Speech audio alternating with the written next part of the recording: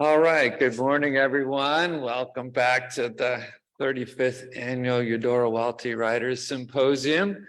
Many of us had a great evening last night at the gala, and we've had a wonderful time Thursday and all day Friday with our authors.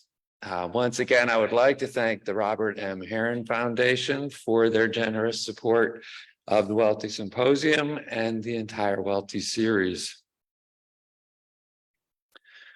This morning, I'm honored to introduce this year's Eudora Welty Prize author, Ethel Morgan Smith. When we made the award for the prize this year, we did not realize that the unveiling of the historic marker honoring the 6 women, Barbara Turner Bankhead, Jacqueline Edwards, Mary Flowers, Diane Hardy, Laverne Greenleach, and Eula Hauser Thompson, 6 women who integrated the W in 1966, would take place this same weekend. I think the original plan was September, but we're glad that these events coincided and aligned. It was very appropriate, as it turned out, to award the prize this year to Ethel Morgan Smith's book, Path to Grace, Reimagining the Civil Rights Movement, which weaves together groundbreaking interviews, oral history, and memoir to tell the story of the impact civil rights movement had and still has on everyday people. Smith tells us her own story, yet also tells the stories of some of the unsung foot soldiers, like our first six women in that movement.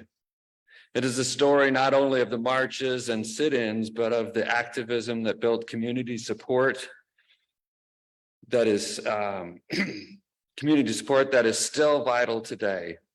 She also relates stories of her ties to literary luminaries such as Nikki Giovanni and Gloria Naylor, whom Smith met during her early days of teaching, first at Randolph College and then Virginia Tech, and later at University of West Virginia, where she is now Professor Emerita.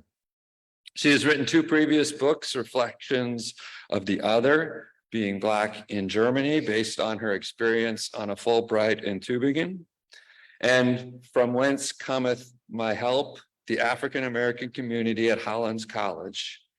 She is a recipient of a Fulbright, 2 NEH fellowships, and grants and fellowships from the Breadloaf Writers Conference and the Virginia Center for the Creative Arts.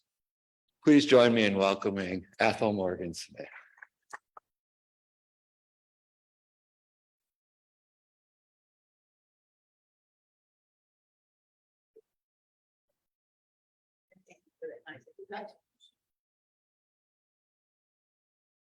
Good morning. I'm so impressed that you're here so early in the morning. I'd like to thank the W and Kendall for inviting me. I'd like to thank the University Press of Mississippi for publishing my book.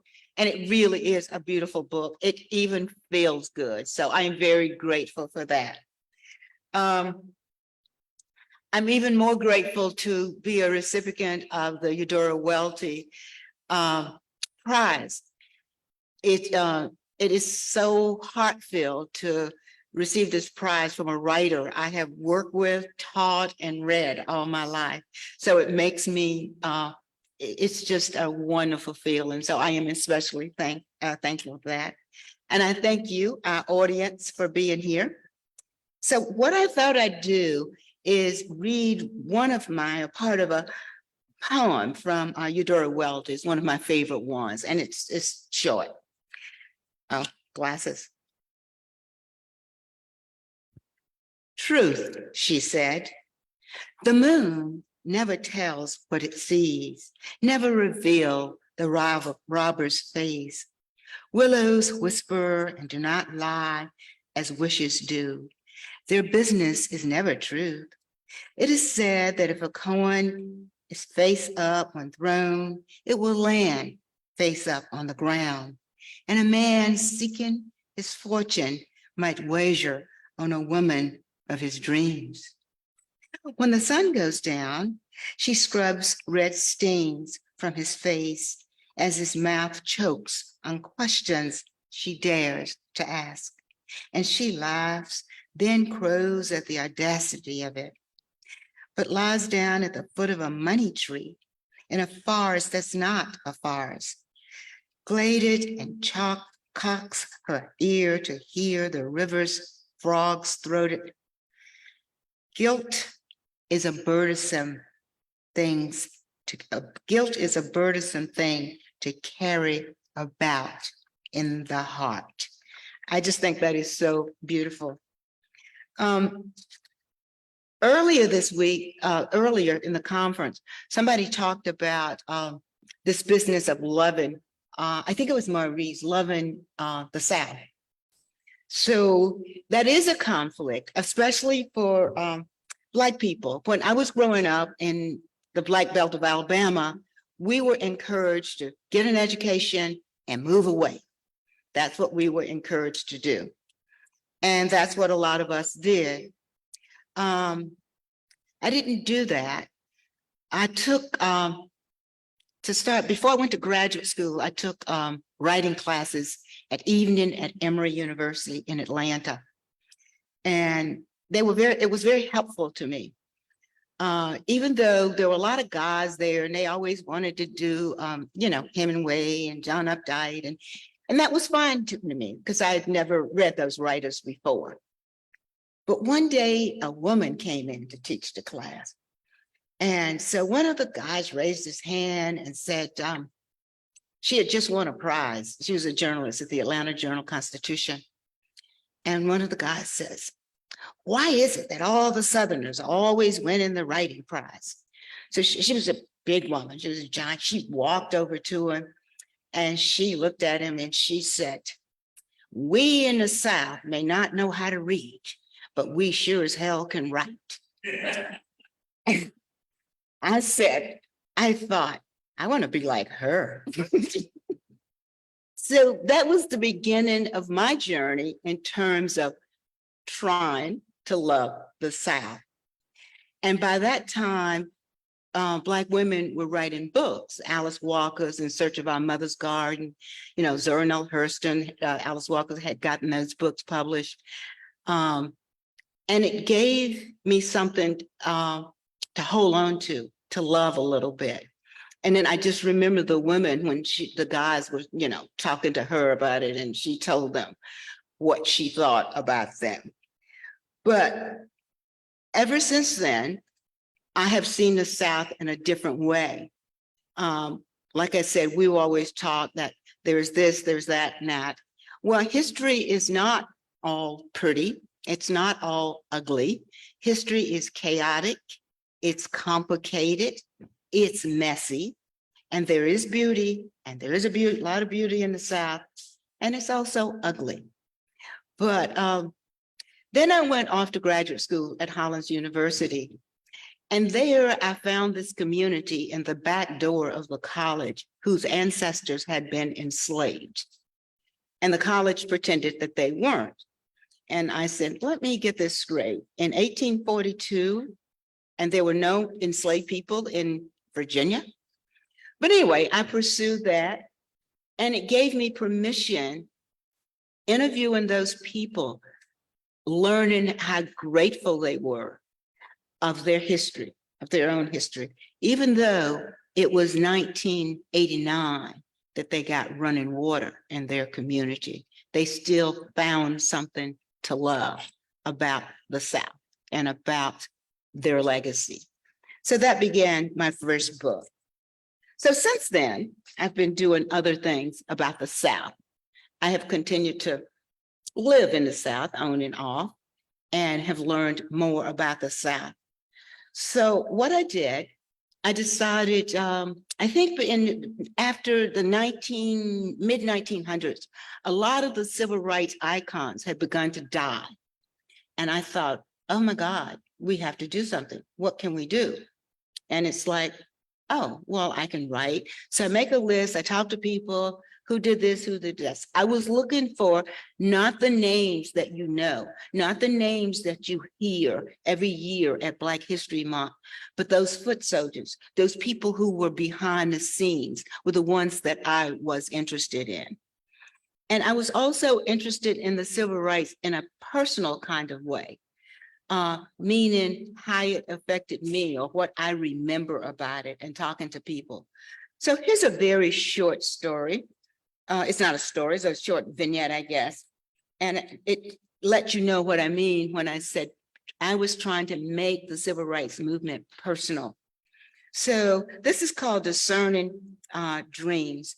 So in my book, you'll see that I go back and forth with characters. So there's a big mama, which was my grandmother, and there's a little mama. So you hear those voices all the time because that was my family. Well, part of my family, I had sisters too. So when I say that, and if you read the book, you'll see those characters keep coming back up. So let's start here. I grew up believing it was my job to help little mama keep the memory of Daisy alive. Since I was the next oldest daughter, she should never be forgotten. After all, God had honored our family with her presence, even if it was only for 7 short years. I often heard little mama saying to big mama, Daisy used to stand up in a church and recite scripture better than any preacher. As far as little mama was concerned, Daisy was the one, and everybody else thought so too. I used to worry about my dead sister up in the cemetery, especially in the wintertime, with too many old folks for company. I wish she was alive too. I would love to have had a big sister to look up to. Since she was perfect in every way, I bet she was kind too. We could have had long conversations about books and boys and everything. She would grease my scalp in my kitchens with Dixie Peach. She would teach me how to make perfect pie crust.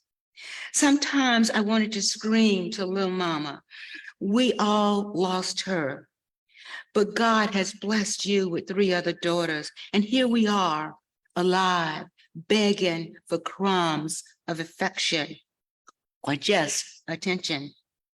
I don't remember a day passing when Daisy's name wasn't mentioned in our home. One of the worst times was when we did spring cleaning. One time, little mama found a blue comb with missing teeth behind the dresser. It was the last comb she had used to comb Daisy's hair. She swore before God she could still see strands of her hair.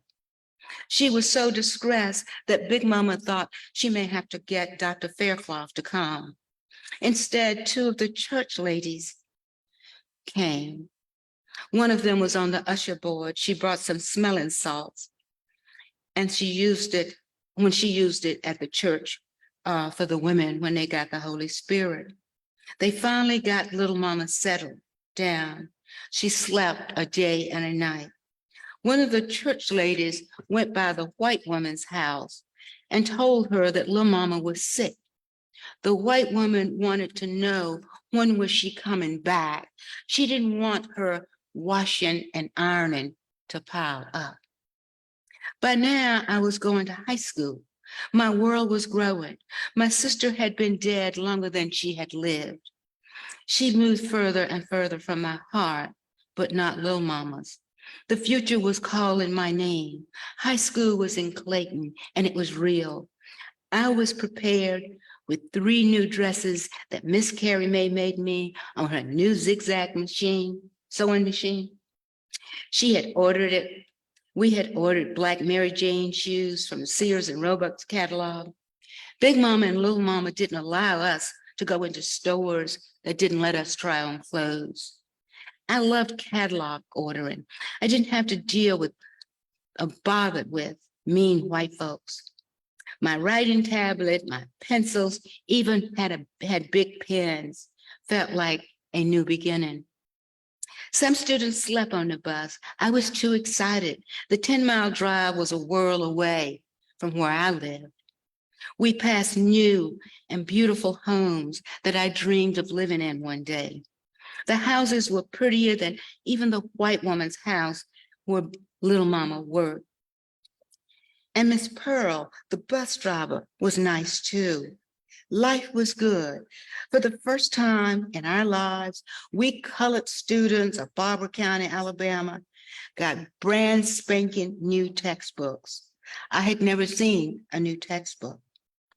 Big Mama and the church ladies didn't care that much for Governor George Wallace standing in the front door of the University of Alabama in 1963 to keep two scared and brave Black students out, Vivian Malone Jones and James Hood. He talked that mess all the time, Big Mama said.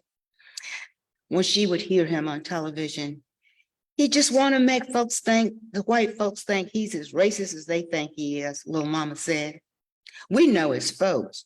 Probably all of us around here done spanked his ass a few times, and they would laugh. Later, we learned from our history teacher that Wallace had to give the colored something because we could vote now. Big Mama despised him because he made his dying wife run for governor.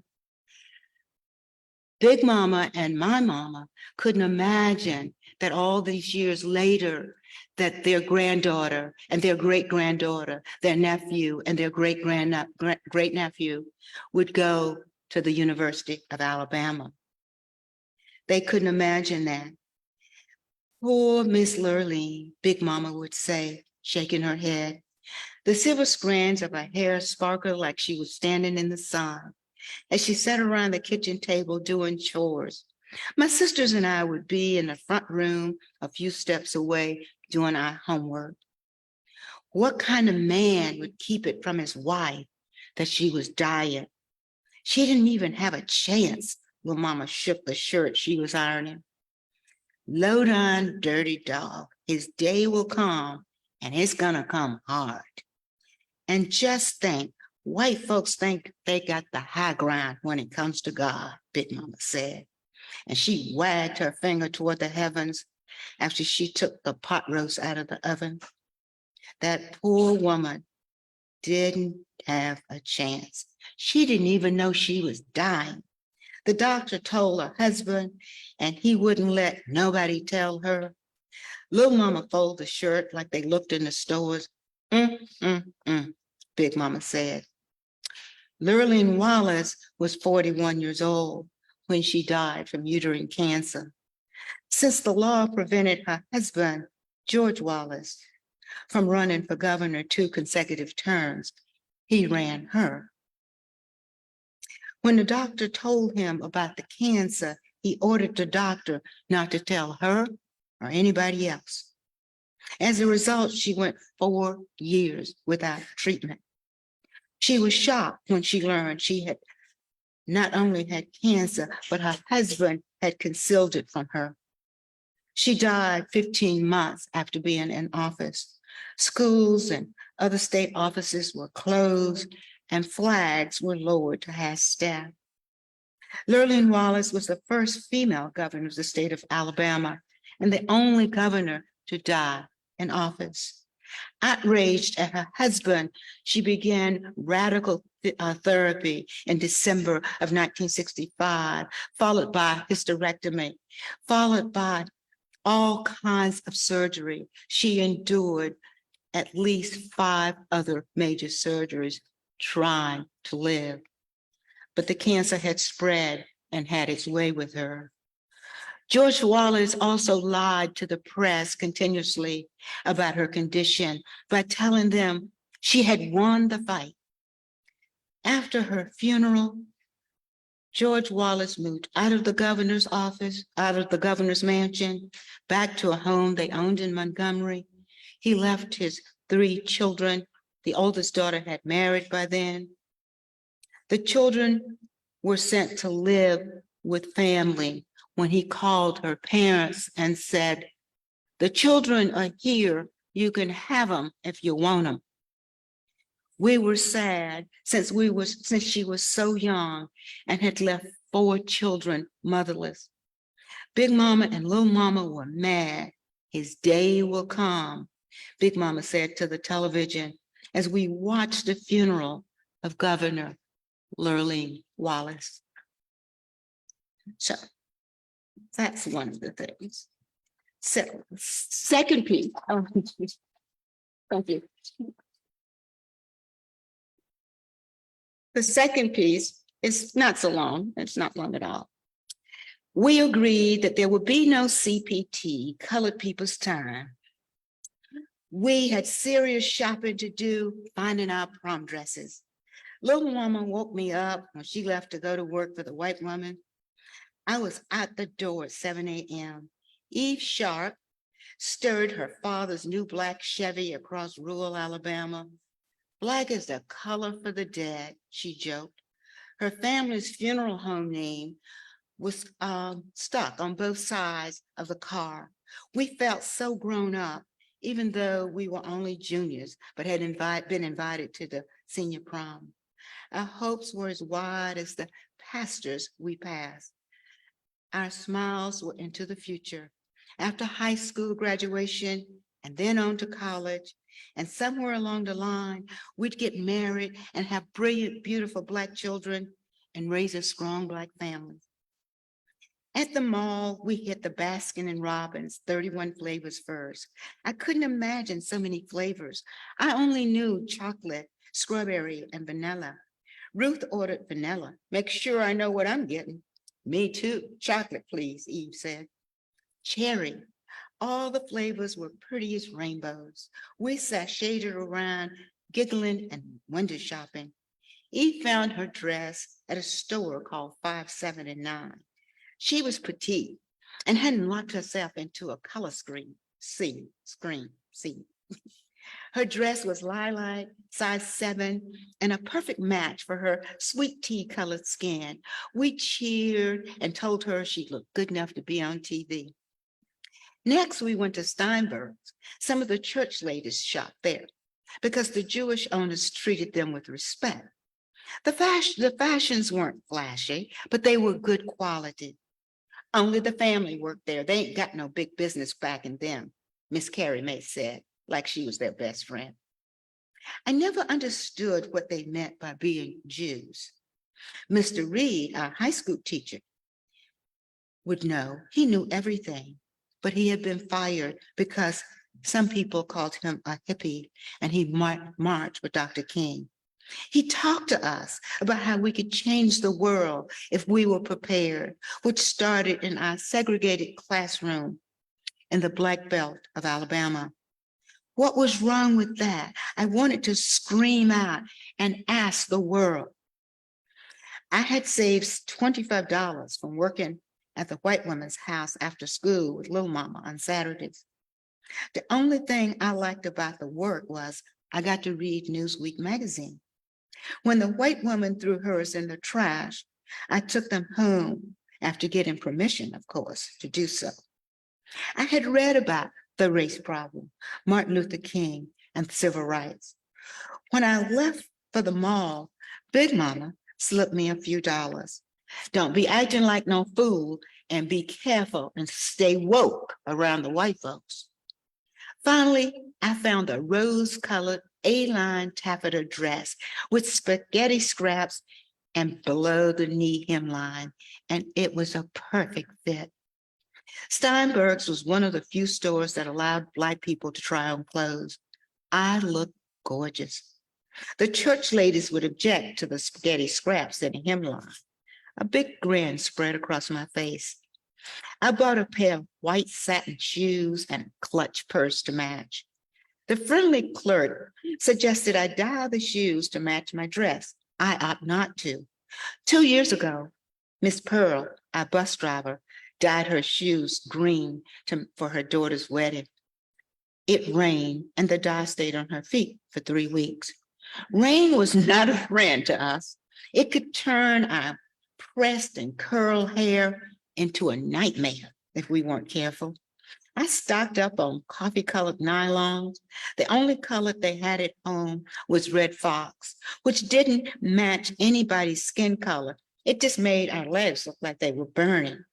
But the worst was not to be able to try on clothes. Ordering from catalogs was one of the ways of not having contact with mean white folks. Big Mama and Little Mama did not allow us to go into such stores. I didn't understand why white folks hated us so much. We were hard-working Christians. Sometimes I felt ashamed that more folks in Barber County didn't stand up about how we were treated. In Newsweek, I read about sit-ins, boycotts, and marches. Mr. Reed was the only white person I knew, and he didn't hate nobody. But a haircut and maybe a little dandruff shampoo would have helped him keep his job. He didn't have time for such things. He was an intellectual after all. I wondered what white folks thought about since they had so much free time, not having to think about being Black. In Steinberg's, rich colored scarves of gold, red, and green, and pastel gloves beckon us from glass cases lined up like little soldiers. The soft sage-colored carpet felt like I was walking on cotton. The perky clerk offered us hints about mixing and matching our clothes. She even showed us how to wear a scarf 3 different ways. Fashion is all about illusion, she kept saying. I didn't know what she meant, so I just smiled. Eve and Ruth giggled and pointed to the glass case that sealed the ladies' lingerie. I hear a lot of girls lose their virginity on prom night, Ruth blurted out. I did, the clerk surprised us. I had never heard anybody admit they had actually had sex. The only thing I knew about sex was don't do it until you're married, then you had to. It was the husband's right. Something was wrong with that theory, since too many unmarried girls turned up pregnant. At times like these, I wish my dead sister Daisy was alive. She would know the answers. Little Mama didn't bother about giving us information about growing up. I used the book the Prell sisters gave us, Growing Up and Liking It. And it was also my job to teach it to my sisters. Really, I wanted to ask the clerk, like, how do you learn how to do it? How do you know if you're doing it right? What was it like? Eve asked. She popped from behind the counter and peeped around the dressing room to make sure no one else was there. She was older than us, maybe in her 20s, with a round, pale face. Her hair was big, just like Eve's. Well, it hurts a lot. Your cherry is a layer of skin and it's broken. It can be even a little, well, wet. She talked like a teacher as she made a face like she had tasted a green plum. She used her large dark eyes and long fingers to help explain sex to us. Gross, Ruth made a face like she had tasted the same green plum. You'll get used to how messy it is. Make sure you have a nice soft towel. She placed her hands over her heart. What does it smell like? Eve asked. Natural, like your bodies, she smiled. Does it keep hurting? Ruth asked. A little. You'll bleed some, but don't be scared. Does it ever stop hurting? I asked. I've been doing it for a year by now. It still hurts some, but not much, the clerk said with authority. Really?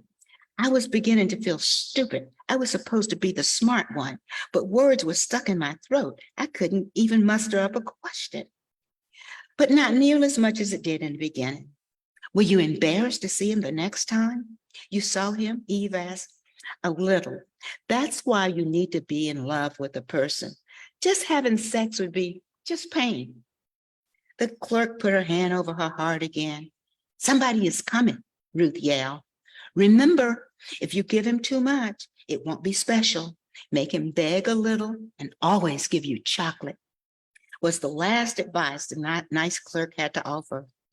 Ruth was the only one who hadn't found a dress. I thought she was being too picky. When she finally called home, her mother gave her permission to treat us to dinner and charge it on her Bank America. We proceeded to the Great Wall. They even knew Ruth's name. It was times like these that I didn't like her that much. She always took over for everybody. But what I didn't understand, why was she so dumb? Her mother was a school teacher, and her father was the best carpenter in Barber County.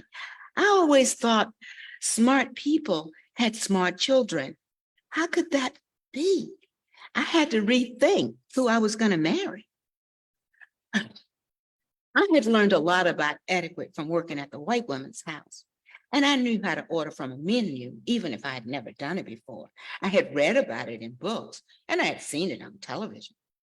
While we waited for our orders of chicken, garlic sauce, spicy shrimp, pepper steak, I blurted out, "Do you think we'll lose our virginity?" "The only time I'm going to lose my virginity is on my wedding night. Charlie Frank knows I don't play." Eve shook her head. "Me too. I may let John Earl go to first base, but kissing will be the only exchanging of body fluids." "What if things get hot and heavy?" I asked. "Only the guys get hot and heavy." The waiter returned. "Thank you," we said at the same time, but didn't speak another word until he left. "I don't believe that. What do you think the girls are doing? Why the guys are getting hot and heavy?" "Only whores are supposed to like it," Ruth whispered back. "It all seems pretty gross to me," Eve said. "Well, we could send out for some of those books," I suggested. "What books?" "The ones you order in the mail, wrapped in brown paper. I knew this from reading the white woman's romance novels. Yeah. We don't have time. The prom is less than 2 weeks. We can still order them. Sex will probably come up again in our lives." I was still proud of my knowledge. One time when I was sick, Big Mama let me watch the soap opera, The Guiding Light. It was all about love and trouble. The waiter brought fortune cookies back to us. I opened mine first, and I wasn't in the mood to hear a story from Ruth. "You're going to lose your virginity soon," I read out loud. "Really? You ought to stop it." "Well, we could, Just let it go. Why can't we have some fun?" "What are you talking about now?" "We could guess," I started, but Eve cut me off. "That sounds too much like gambling. And when it gets right down to it, it's none of your business. You sound like the church ladies. This is our one and only prom night. Just remember, I took care of my sister last summer, and I know where this can lead." "Where?" I wanted to know. This was the second time she had said that. Eve talked about taking care of her sister. I thought her sister had had a baby, but Eve never mentioned a baby. "We ain't ready to go there," Eve answered. "I hear once you start doing it, you can't stop," Ruth said. "Sure, I want to have a good time on my prom night, but I don't think it's necessary to go against the Lord. And I'm sick of you talking about that silly white girl. She wasn't silly. No one has ever told us anything about what to expect the first time. We get the same advice. Keep your skirt down." "Let's get going." Ruth picked up the check and headed out. We followed her like a small procession. She said she told her mother what time we were leaving. "Don't worry," Eve said with confidence. "We don't have to be afraid. White folks are scared of anything having to do with dead folks, especially black dead folks. We never get stopped. And if we do, they let us go real fast. It's good to know they're scared of something." We laughed. Eve gunned the car toward the main highway. I found the Soul radio station as the sun set in coral streets across the starless night. "I really like your dress," Eve said. Ruth was asleep in the back seat. "Thank you. I like yours too." "Someday We'll Be Together" came on by the Supremes, played on the radio, and we joined in. When the song ended, Eve was about to change the station when the program was interrupted. "We have a special report. Reverend Martin Luther King Jr. has been killed in Memphis, Tennessee. Shots was fired at the Lorraine Hotel, killing King. No one has been arrested for the killing of King. We repeat, Martin Luther King is dead." I covered my face with both hands. The stars from the sky seemed to shower us. Fear took a took over the steering wheel and guided us to an unknown place in history. Thank you.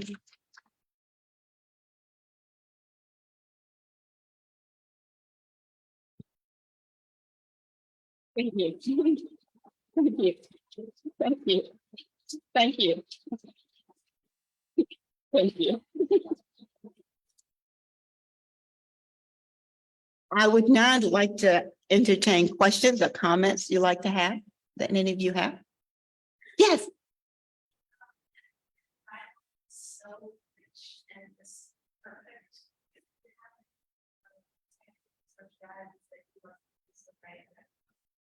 Thank you. That is so lovely.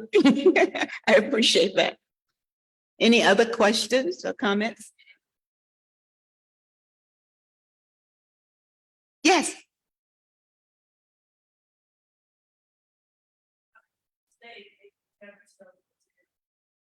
Oh, excuse me.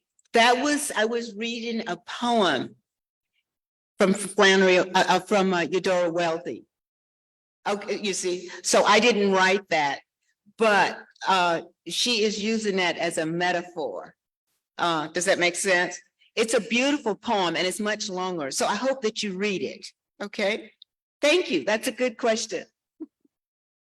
Yes. Yes.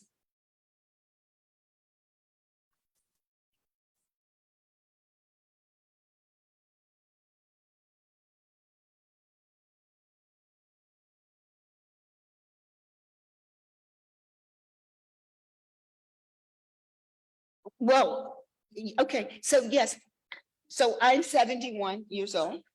I was born in 1952. And what I did do a lot of research.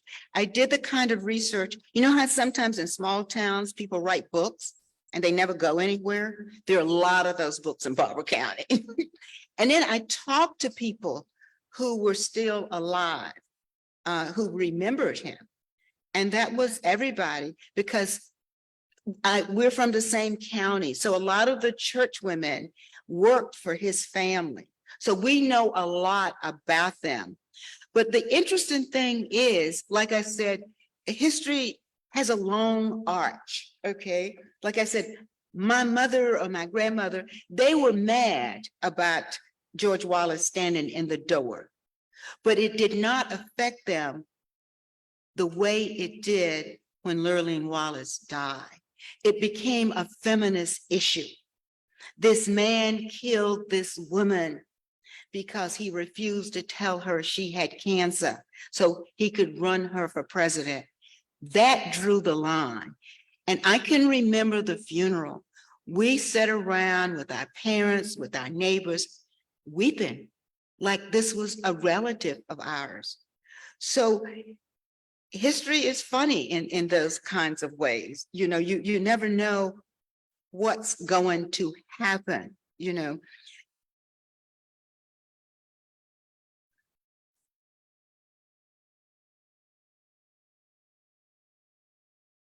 I just want to.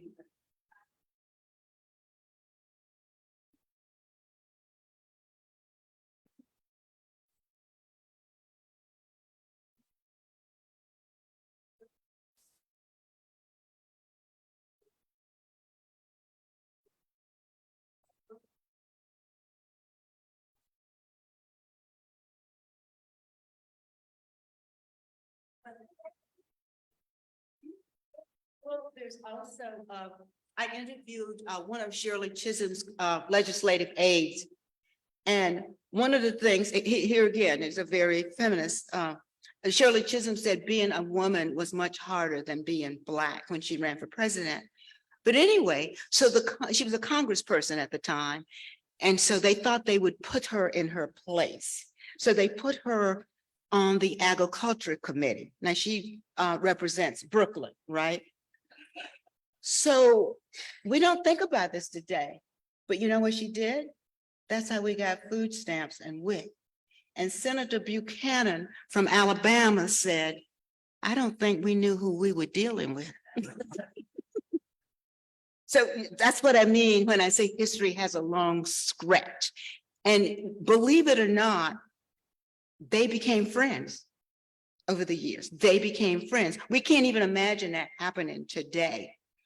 And so history is important to look back and see what we did and see what worked.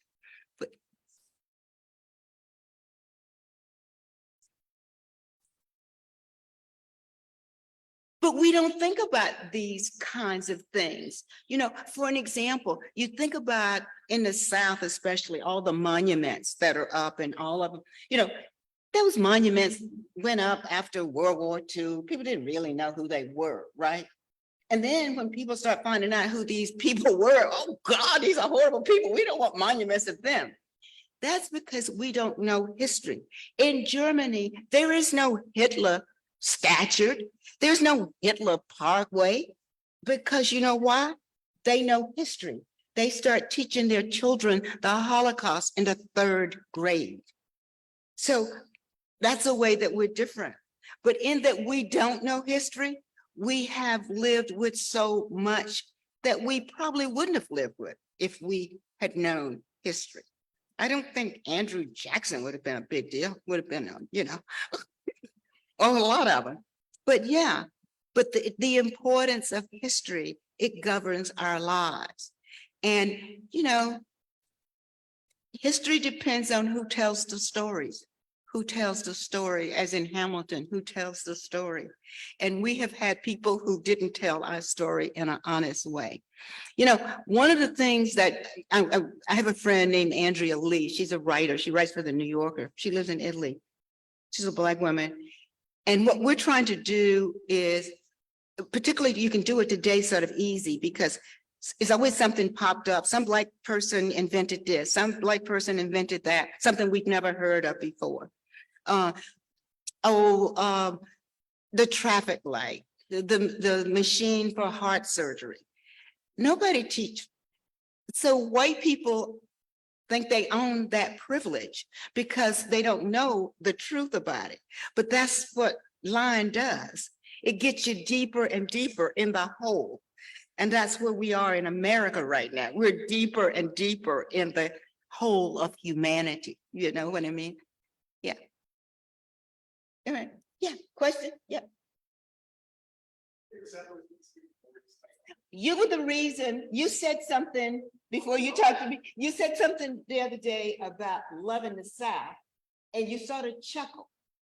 And I said, huh, I know where that comes from. Yeah, but anyway, yeah. Yeah. Oh, I didn't hear your question, hon. Yeah, I'm sorry. I didn't hear. All right, I think the question was before we honored that. So the question is, what changes do you pray that so is so honest with the community right about? Okay. Thank you. I'm sorry. Well, because I know the people. You know what I mean? I know that my mother's parents were also like my mother, you know. So I would go home and talk to them. I would spend hours talking to them. And, you know, one of my 3rd grade teacher is a woman named Mrs. Handy. She lives in Huntsville, Alabama. She's 95. Her husband was Dr. W.C. Handy, was Dr. H.O. Handy, who was the grandson of W.C. Handy. So one of the things I did when I moved to Birmingham, I started visiting her. And it was like, wow, how lucky am I to know someone who knew me when I was in the 3rd grade, and she really knew me. How lucky can we get? You know, and if I had not called her in a while, she will pick up the phone and say, excuse me, Missy. You know, and then we had a surprise birthday for her when she turned 9, I think it was. And it wasn't on her birthday because we couldn't get it on her birthday because people were coming from DC, people were coming from California, people were coming from everywhere. It's a big, big family. So she walks in and we go, surprise. And she says, what is this? And we said, it's a birthday party. She said, can't you people get my birthday straight? So those are the kind of people that I grew up with, and if they are alive, I still know. They are always, one of the things that I was fortunate enough to have, even though we were under-resourced and all of this, and we didn't have this, but what we did have, we had people who cared about us. We had people who expected nothing but the best from us. So that's a much bigger deal than what students have today. And so, yes, I knew I was going to go to college. I knew I was going to do something with my life. So when Dr. H.O. Handy died, he put in his will, being an heir of W.C. Handy, that no one would get any money until they learned to play an instrument. So Sandra, Sandra Ford is in the book. She's the niece. She said, I'm a doctor. I went to medical school. That does not count for me. Anyway, but these traditions went on and on, kind of thing. But I just have felt so privileged to know people who knew me, not just know my name and that kind of thing. And she said, I remember one time it was recess and you were trying to run and do something and you dropped one of your new shoes in the toilet. So I go, oh God, this is so embarrassing. But that's a very specific thing. You know what I mean? Of course, I'll never forget it. But that was the key. And I think so many of us, if we grew up in, Black, underprivileged or whatever, we had those things. Okay, is that better? I'm sorry. Yeah, I just couldn't hear you. That's all. Okay, yes. That's probably good. Is that good? Thank you so much. Thank you. Thank all of you.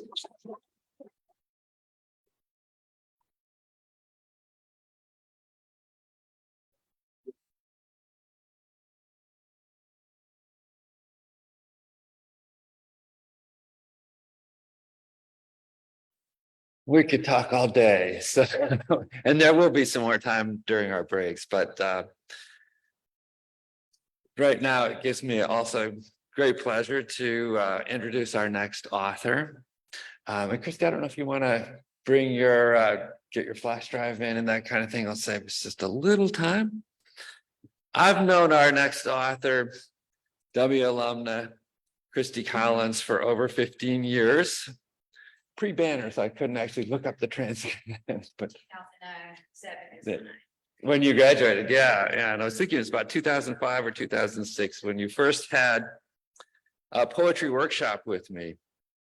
Even then, as an undergraduate, Christie had a keen eye for image and a developing sense of voice in her poetry. She was committed to craft, and I expected her to go far, as she has. She was one of our early graduates with the creative writing concentration, though the W did not have an MFA program at that point. And so she decided to go to Mississippi State for her MA in English with creative writing.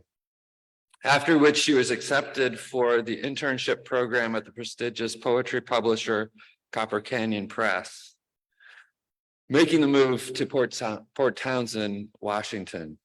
She would remain a remote reader for the press for a number of years, and as I understand it, she still volunteers to read submissions now and then.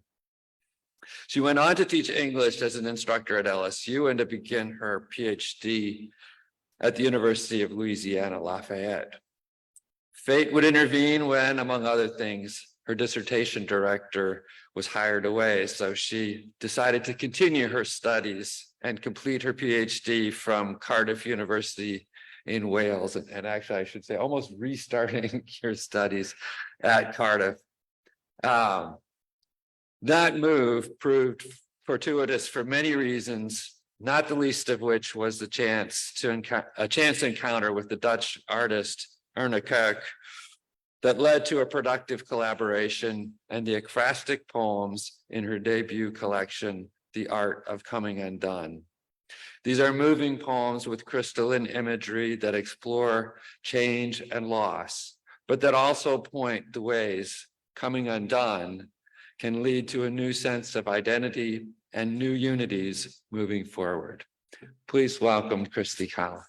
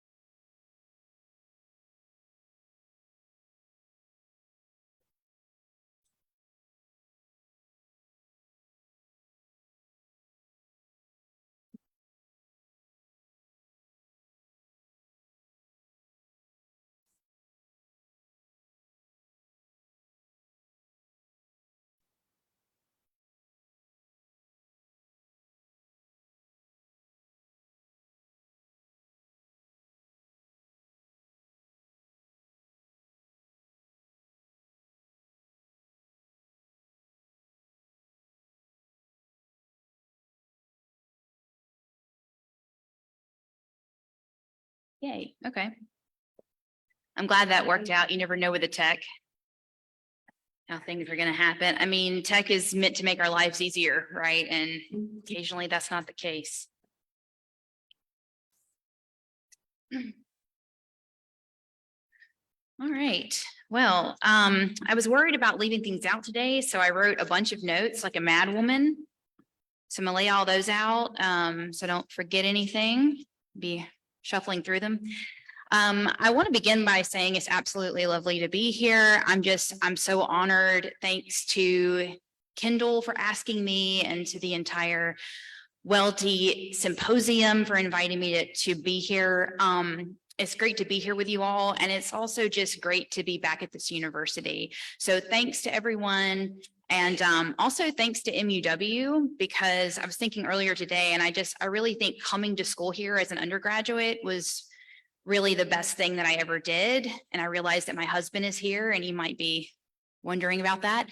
But I think that, like, I genuinely believe that coming here led to every other good thing that's happened to me in ways that I'm not sure that it would have in quite the same way. I was supposed to go to Ole Miss, and ICC sent my transcripts to Mississippi State instead. And while I was trying to get that worked out, I learned that with my Phi Theta Kappa scholarships, I could come to MUW for free.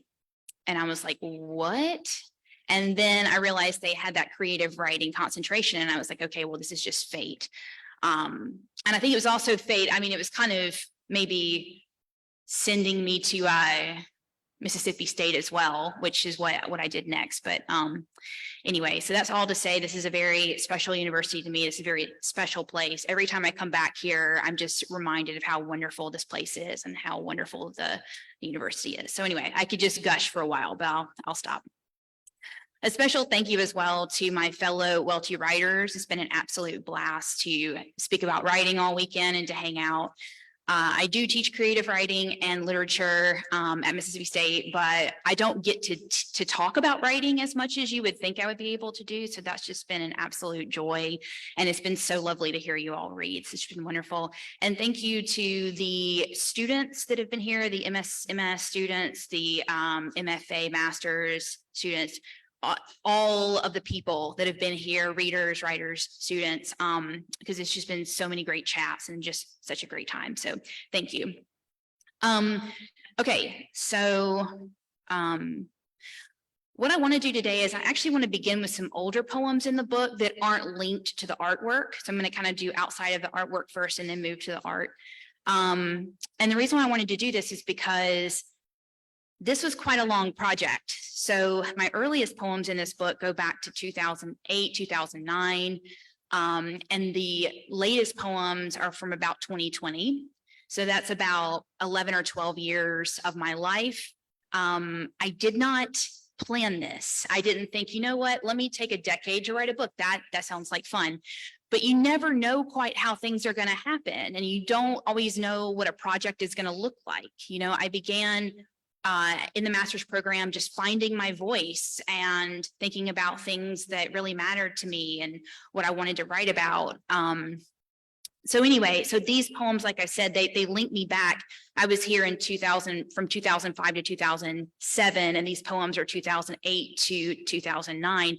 But I'm really pleased to say, I'm not one to kind of give myself compliments or anything like that, but I will say that when I was putting this book together, I felt there was a cohesion of voice, that the voice behind it works. It doesn't quite matter that some of them are from when I was quite young and some of them are more recent. I think I kind of found a voice that felt like me earlier on, and I just kind of stuck with it. And so I would be interested to hear from some of you if you could tell that some felt like a younger voice versus a little bit older voice.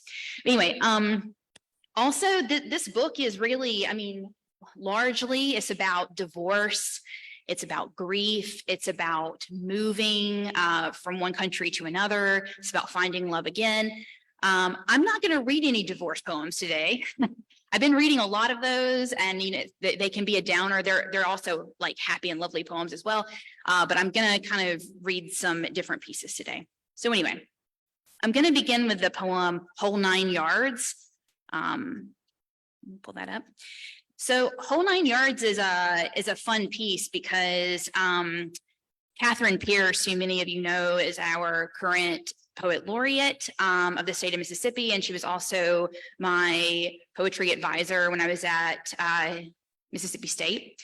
And she gave us many good writing activities. This activity was to find an interesting or weird news story and write a poem based on it. And I was really excited to do that. I like to write about things that are kind of outside the norm. And I went and did what she said. But I don't know that she was expecting that I was going to find a woman with her same name. So there is a woman named Catherine Pierce, same as her name, that was living in Arizona at this time, getting arrested quite often. And so whenever you would Google Catherine Pierce, you would find this woman. And Katie Pierce was not very happy about it, as you can imagine. So anyway, this begins with a little bit of an explanation about this person. So the news article read, "Local police called when a woman 52 was seen tending to her garden topless, wearing only a bright yellow thong and pink gloves."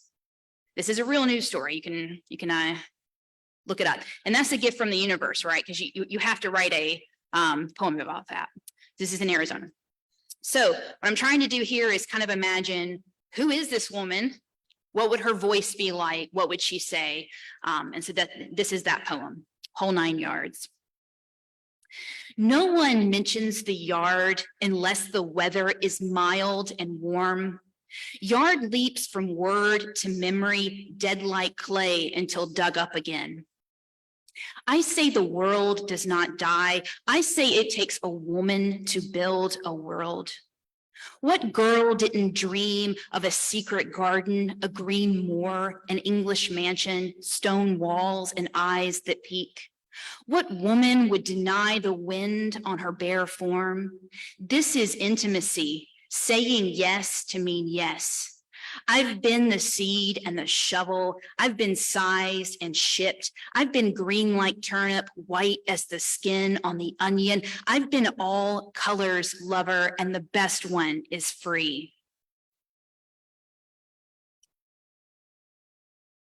I may have mentioned that is one of the earlier ones. So I wrote that when I was about 24, and I still read it and I'm like, okay, well done, Christie. You knew what was going on.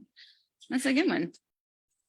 The next one I'm going to read, I've actually not read this one as part of like the marketing I've done for this book yet, but now is the time. This is one of the other earlier poems. It's called Ovarian Teratoma, about the kind of tumor that can be grown in the ovaries. The type of tumor that can kind of grow hair and teeth and body parts. And yes, I mean, it's gross to some people. It's just endlessly fascinating to me. I just think that the body is just endlessly fascinating. And I think a lot of what the body does that people think is kind of gross or unsightly, to me is just another miracle. And so, yeah. So I don't know if anybody really cares about this or if I need to say this, but I've never had a teratoma. I did get asked that one time. So what was that like for you when you had one? And I'm like, okay, wait a minute. So I've never personally experienced this. And the kind of conceit with this poem is obviously it's in the voice of the tumor. So what would this tumor say if it had a voice? And apparently it has its own grammar that could be mapped out as well. I don't know where that came from. But anyway, so this is inside the voice of a teratoma tumor. Teratoma didn't receive invite to your tea party. Teratoma don't like tea cakes. Teratoma has 3 teeth, a patch of slimy hair, and a baby foot growing off to one side. Teratoma thinks he looks fat in jeans. Teratoma hungry for cardboard. Teratoma has no eye, but if he had eye, he'd blink twice for yes. Teratoma eat his twin. Teratoma don't like mirrors. Teratoma come from the body, but has no mother to speak of. Teratoma see the world in white. Teratoma like to spin. Teratoma want to wear icicles as earrings, but in the body, icicles melt. Teratoma has an itch on his noggin. Teratoma want to feel sunlight.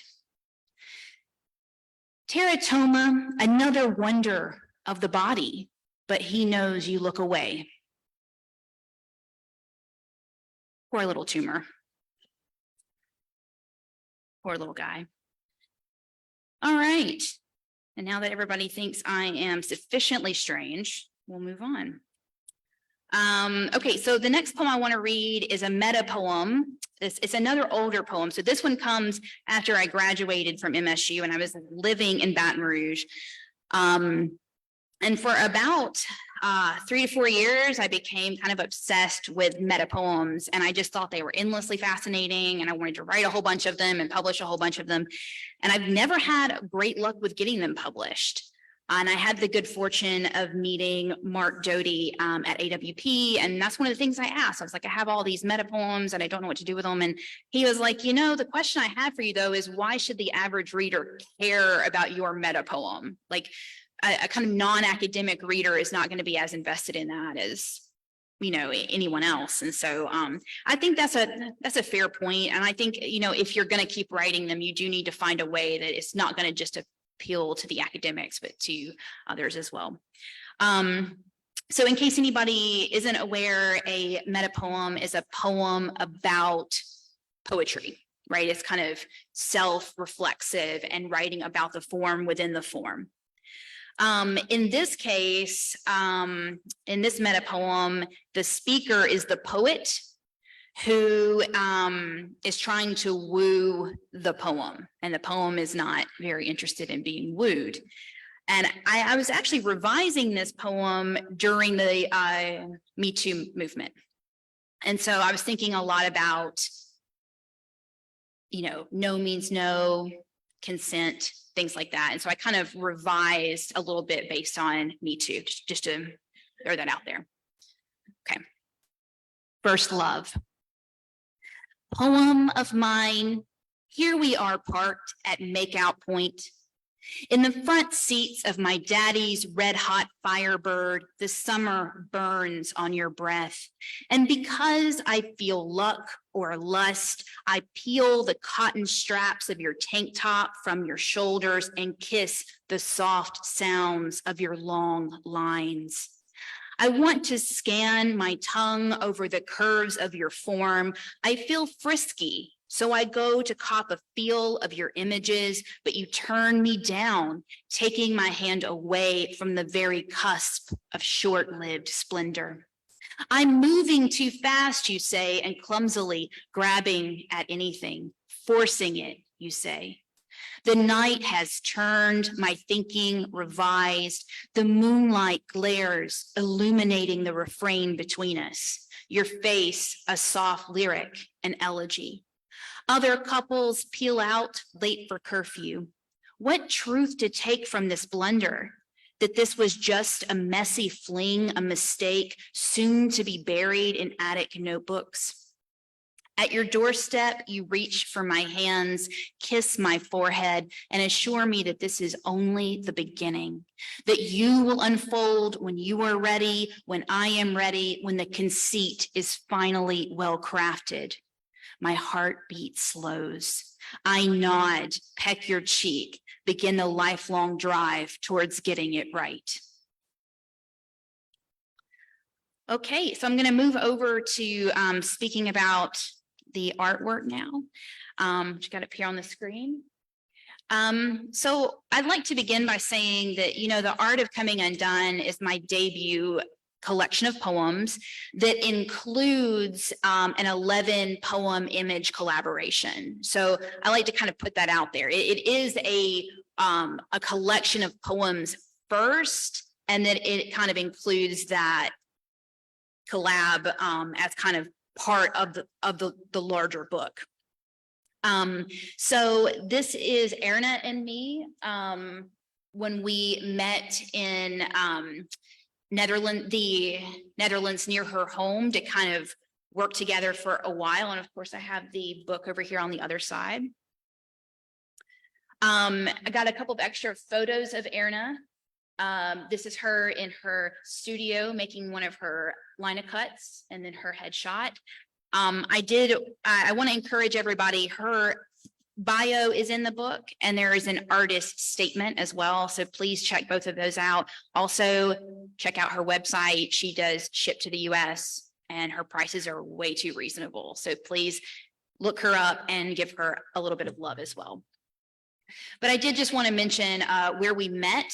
I had just started my PhD program in the UK, and my friend was living in Germany, and we met up in Amsterdam because neither of us had ever been. I say that so you don't think I'm just wandering around Europe all the time, but I happened to be in Amsterdam, and we had just gone to the Vincent van Gogh Museum, which was a lovely experience. And we were wandering around and happened upon this art market, which you can see over here on the left. And the first image that I saw by Erna is this one here that you see me kind of creepily, like kind of getting in next to there in the photo. That image just really spoke to me, and it's for me, it's not, I think too much. I know I think too much. I had a very visceral reaction to her artwork, and we made friends. We stayed in touch, and a couple months later, I reached out and I was like, "Hey, I already love ekphrastic poetry. I've loved fine art my whole life, and I love books of poetry that include art. They're risky to do. There's not a lot of people that want or are eager to publish them, but they're beautiful, and beautiful things need to be in this world, right?" And I asked her if she would be interested, and she said yes. And so that began about a 4-year collaboration between us. As part of that collaboration, check my notes here.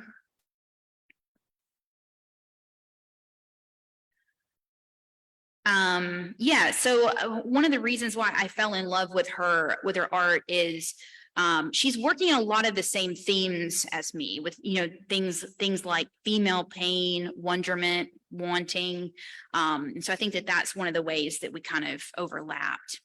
And I regret that I don't have these images with me, because you can't exactly tell how just very thick they are. There's so much lovely texture to them. So maybe you'll be able to see them live one day, but they're very lovely. I put this one here. This goes with the poem Summer Blues, which is one of the first poems in the collection. I'm going to give myself the gift of not reading this poem, because I read this poem for years and years and years, almost everywhere. So I'm very tired of this poem.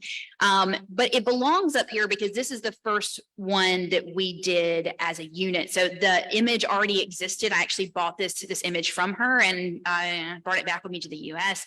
And this is what really kind of began our working as a collaboration. And obviously a lot of her artwork, same with this one up here, you know, I think that I really loved this one as well, but I was never able to write a poem out of it. And I think because I felt that need to use her language that she already has on the image. And so, you know, as much as I love it, I didn't really have a poem out of it. This one, you have that, you have both, you have words and image. She almost doesn't even need me because she does her own like writing on the image. But with this one, I think it spoke to me enough that I kind of found a way into it. Okay, but I did want to show you this. This goes with, this is not in the book, but this goes with Law of Losing, which is the first poem in the collection. She doodled this after I read her this poem when I was in the Netherlands at her house working with her. So this poem mentions an end of love museum.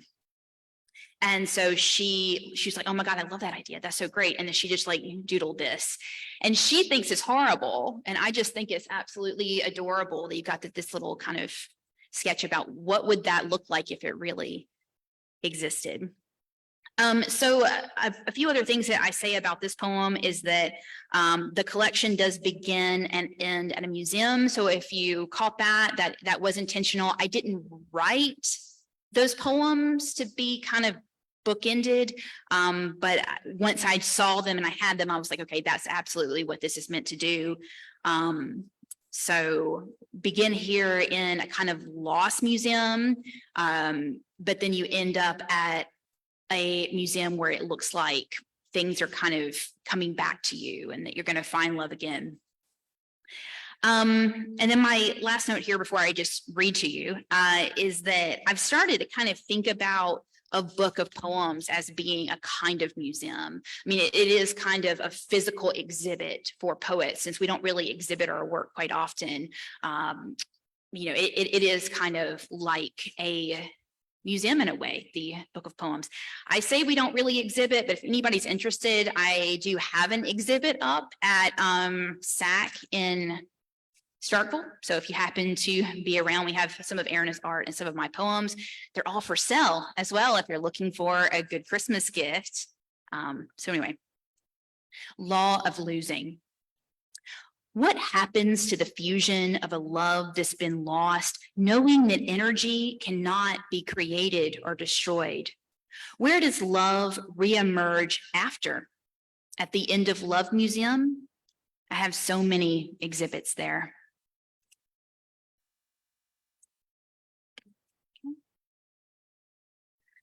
This next poem is titled How to Build a Dock. This is actually another one of my poems from my master's. So this is actually another one that is much older.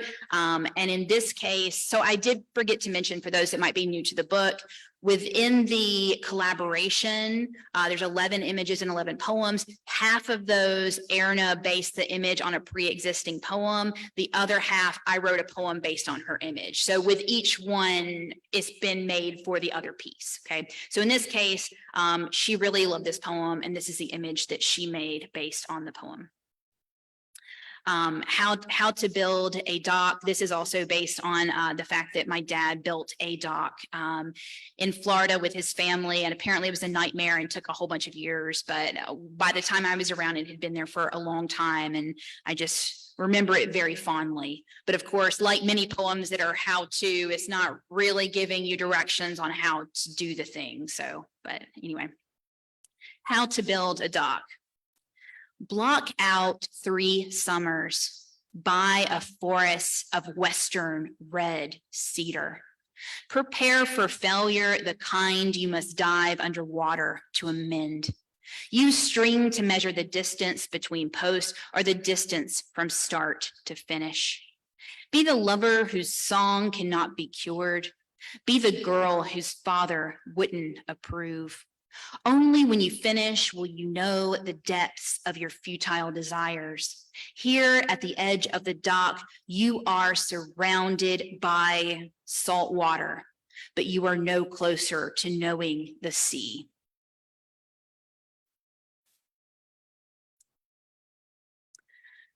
This image is also the one on the cover of the book, and it goes with the poem Dear Depression. This is another in the collaboration that the poem existed first and that Erna created this image. She's working mostly with lino cuts and collages on handmade paper. So that's the medium of all of these. And I'm absolutely honored by this. This is my favorite image for sure. And I just can't believe that this image came from this poem. Mental health is another theme within this collection. And I find mental health to be really challenging to write about. It's challenging to live through, but it's also really hard to write about. And I think depression especially, because to me, depression feels like absolutely everything and absolutely nothing all at once. And so it's hard to kind of put it into words. This poem began as an erasure poem. And so if you aren't familiar with that, it's the kind of poem that you're creating the poem out of pre-existing prose, and you're marking out phrases to build a new work out of the kind of work that you began with. This poem has been worked over so many times that it's kind of nowhere near that original piece of prose. But I had to do that. I didn't have the language to talk about depression. I may in prose or nonfiction writing, but I just did not have it within poems. So anyway, this is called Dear Depression. You hang threadbare like another woman's death. The single apartment, the passing days, the altar, empty at noon, you cruel, rusted hooks, opulent thorns, and what have you done all day? You cottonmouth, you burned up memory, tragedy of radiance, you dark circles, tired shoulders, and could this just be low vitamin D? You torn palaces, you single hairpin, you tangle coils, you mouth of static, you lackluster lacking, you cold flame. And shouldn't you just go outside? You'd feel better if you just went outside.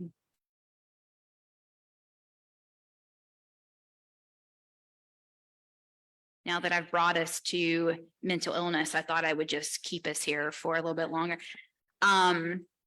This next poem, if you happen to experience mental illness, you might get a pill for mental illness. And so that's what this poem is about. A funny anecdote to this poem, though, however, is called Dear Blue Pill. I originally titled it Dear Little Blue Pill. And my ex-husband was like, you know what the little blue pill is, right? And I was like, well, I think that sounds familiar. And many of you might know it's Viagra, right? And so this is a very different poem if it were Dear Viagra. Maybe we should all reread it with that in mind and see how it's a little different. So, but this is a blue pill. And so I wanted to keep that because it seemed more authentic to my experience. But now we're all going to be reading it and listening to it, thinking about Viagra. That's not what I had in mind. But anyway, so good advice from my ex, and I did take that out.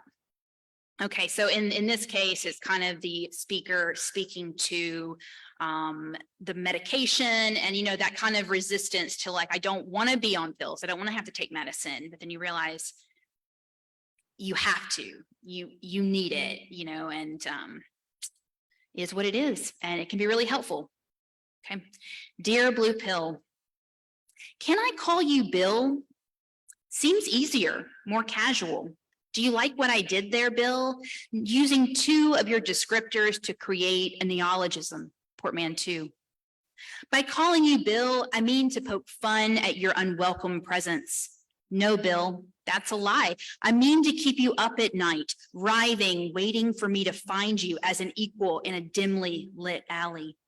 But you are not a Bill, a you are a reaping, a lasso wound into incandescence, a small bandage stretched tight over a harvest of tissue, neurons.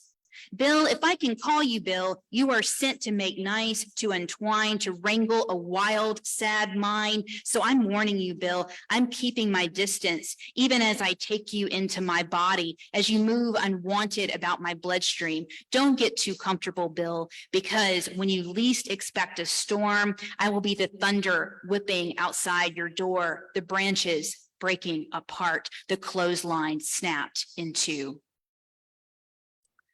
I think I forgot to mention that this is another one that the poem came first and then the image came after. Okay, and the next to last poem here, and the final one that I'm going to show artwork for is Mermaid. This one is one of the ones that the image came first. So this was a pre-existing image, and I was tasked with writing a poem that speaks to this image. Let me find it in the book. The thing about ekphrastic writing, I love visual art. If I had any talent as an artist whatsoever, I would have gone into fine art. It's been a lifelong passion of mine. I loved art equal to as much as and as long as I've loved writing, I've also loved art. With ekphrastic writing, you are attempting to kind of go beyond the image. So it's perfectly fine to kind of try to describe the image and use some of its details, but you're kind of wanting to reimagine it and kind of give it its own kind of new narrative. So that's what I wanted to do here. But this also kind of brings us back to, you know, we think of mermaids as being so mythic, right? And legends, folk tales, but the body can do some mermaid type stuff as well. And we forget that. And so that's kind of the basis of this poem. And forgive me if I mispronounce or stumble over some of these highly medical terms. I've read them many times, but they still kind of shock me. Okay. Mermaids. What do we forget when we tell ourselves that mermaids are mere folklore, explained away as manatees or dugongs, species in the order of Sirenia? We forget the condition called syndactyly, the webbing of human flesh hiding under closed-toe shoes. We forget Cyrenamelia, known as mermaid syndrome, that legs can fuse together in utero, longing for the sea. We forget ourselves. We forget that all daughters are mermaids, that all sons are mermen, having once been sealed 3/4 of a year in the ocean of our mothers. The final poem that I'll read for you today is a short one. I said no divorce poems, but I guess I lied a little bit. Can't get away from the divorce poems. You may have noticed that in the Law of Losing poem, I did quote the first law of thermodynamics.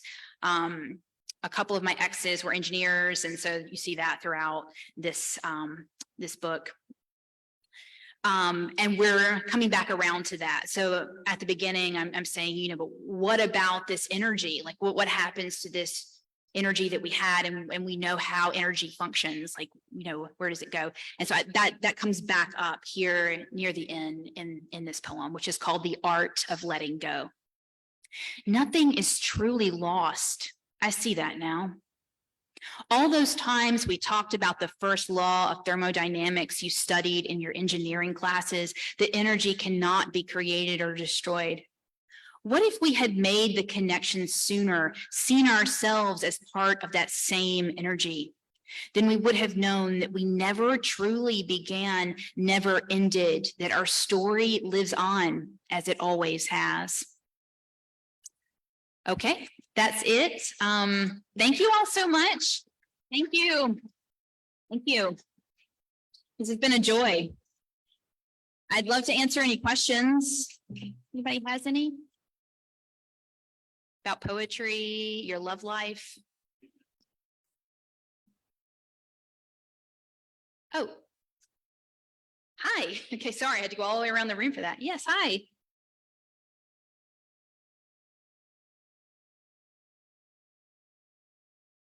Sure. Sure. I think you're my favorite person in the audience right now. Well, I was born in 84. So yeah. My husband over here was born in 1990. So it's kind of close to, yeah. I'm considered an elder millennial, so maybe I fall within the like greater scope of your kids. So, yeah.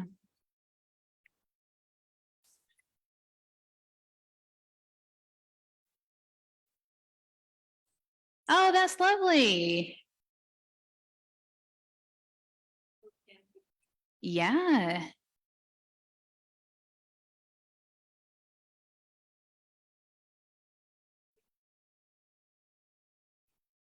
Well, that was me too, by the way. I started to write really young, so um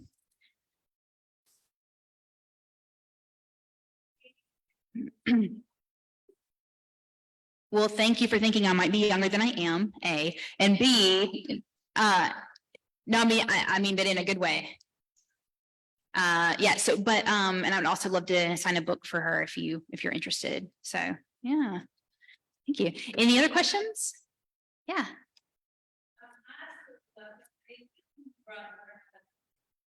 Hmm. Sure. Those would have been within the same year or two. So, yeah, I was starting to write divorce poems before my husband and I broke up. And so, and he read them and was like, yeah, this is good. But yeah, but we used to go on really long drives when we lived so far away, and we would talk about science, physics, and so that's why you see all of that through here. Yeah, great. Other questions? Yeah.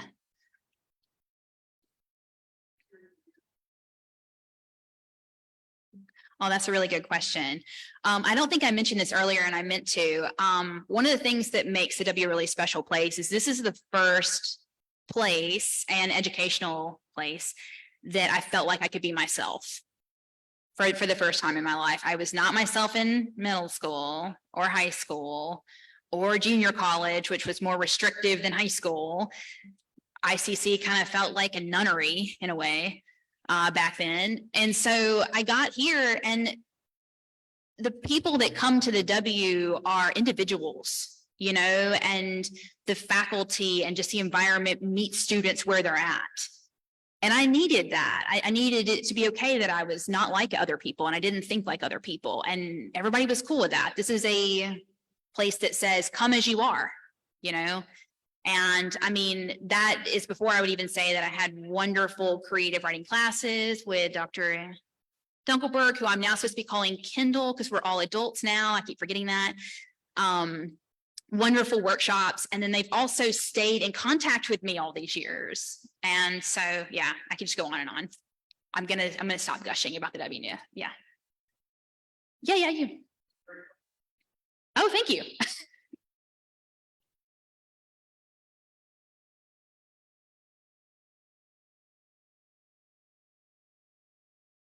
Oh my God.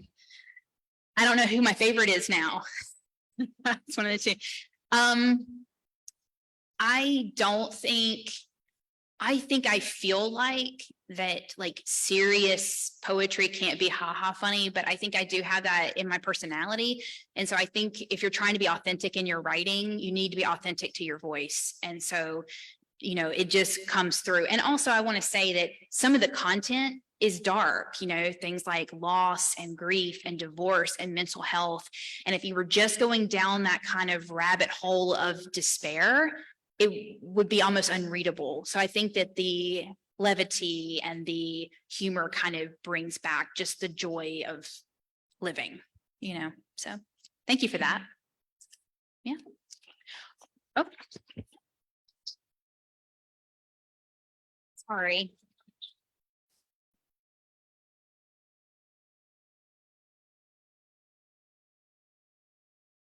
I can do this. Thank you, Christie. I think we're all in about the place where we need a good 10-minute break. There's warm coffee. I hope it's still good and warm out in the lobby. There's sunshine if you step right outside the door. And we'll be back in about 10 minutes. Thank you.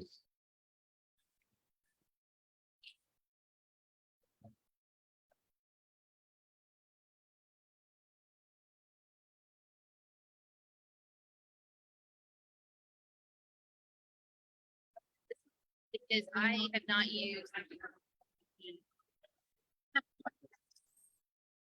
Could have gone really, really.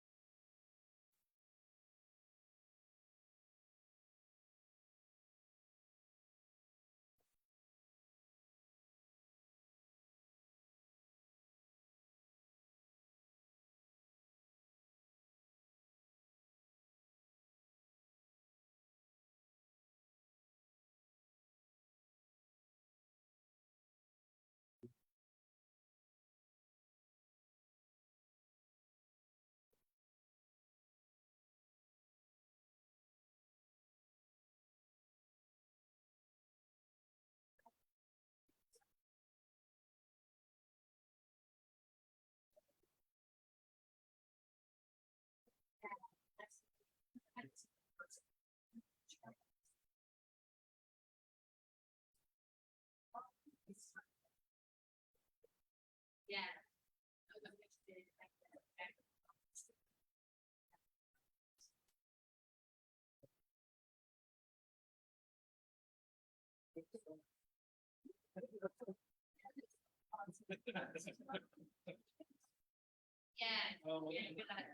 It's, you know, yeah.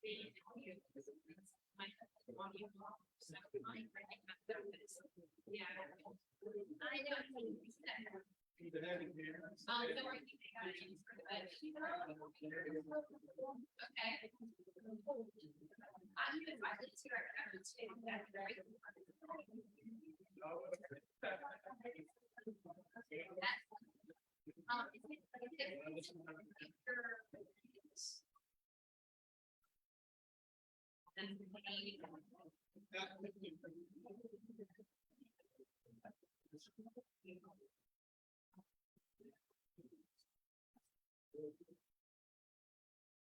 Yeah, absolutely. Not that. Yeah.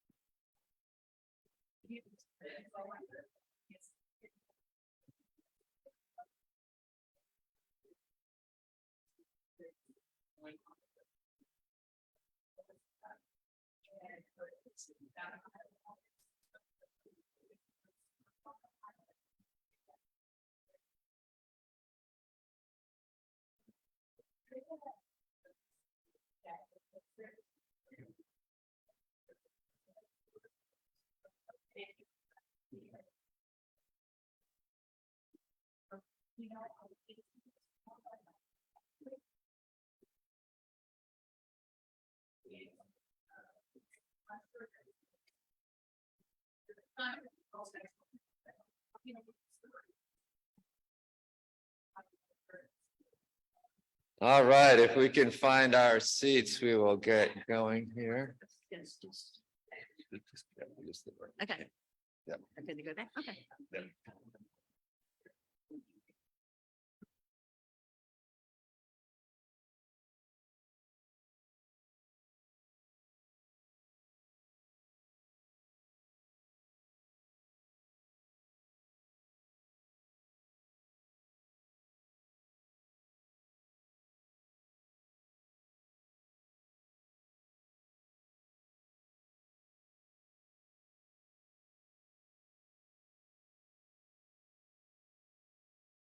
All right, good to see people coming back into the auditorium. We're ready to get going with our next speaker this morning.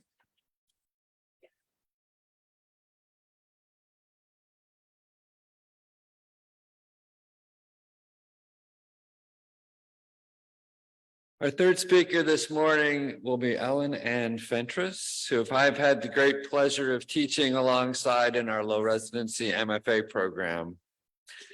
Ellen Ann is an accomplished journalist, documentarian, and writer of creative nonfiction with an MFA from Bennington College. She wrote and produced the documentary film Eyes on Mississippi on the life and work of civil rights journalist Bill Miner. She was a reporter for the Biloxi Gulfport Sun Herald and the Capitol Reporter, as well as for public radio in Mississippi. Her essays and articles have appeared in the New York Times, the Atlantic, and the Washington Post, as well as numerous literary magazines, including Oxford American and Bitter Southerner. And she's the driving force behind the online repository, The Academy Stories, now renamed the Admissions Project, collecting the reflections of writers who attended Southern segregation academies, and now also including stories from those who instead went through the public schools. Among our students, she is known as a demanding teacher who is also their fiercest advocate and ardent supporter. And among the faculty, she is known as a tireless educator who is always game for proposing special topics classes or leading a workshop at our residencies.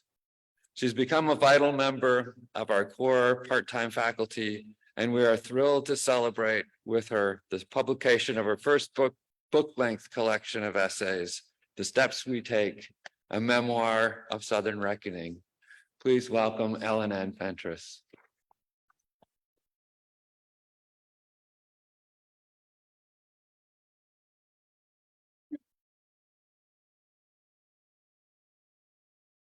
Thanks so much, Kendall. I'm so honored to be here. This has been just such a great few days.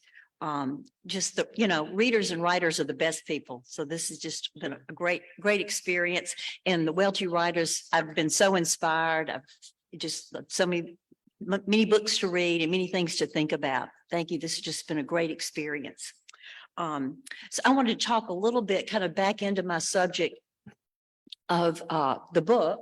This is the cover talking about art. The cover is the self-portrait of a Mississippi artist, Dusty Bonjay, who lived from 1903 to 1993 in Biloxi and had her creative life here.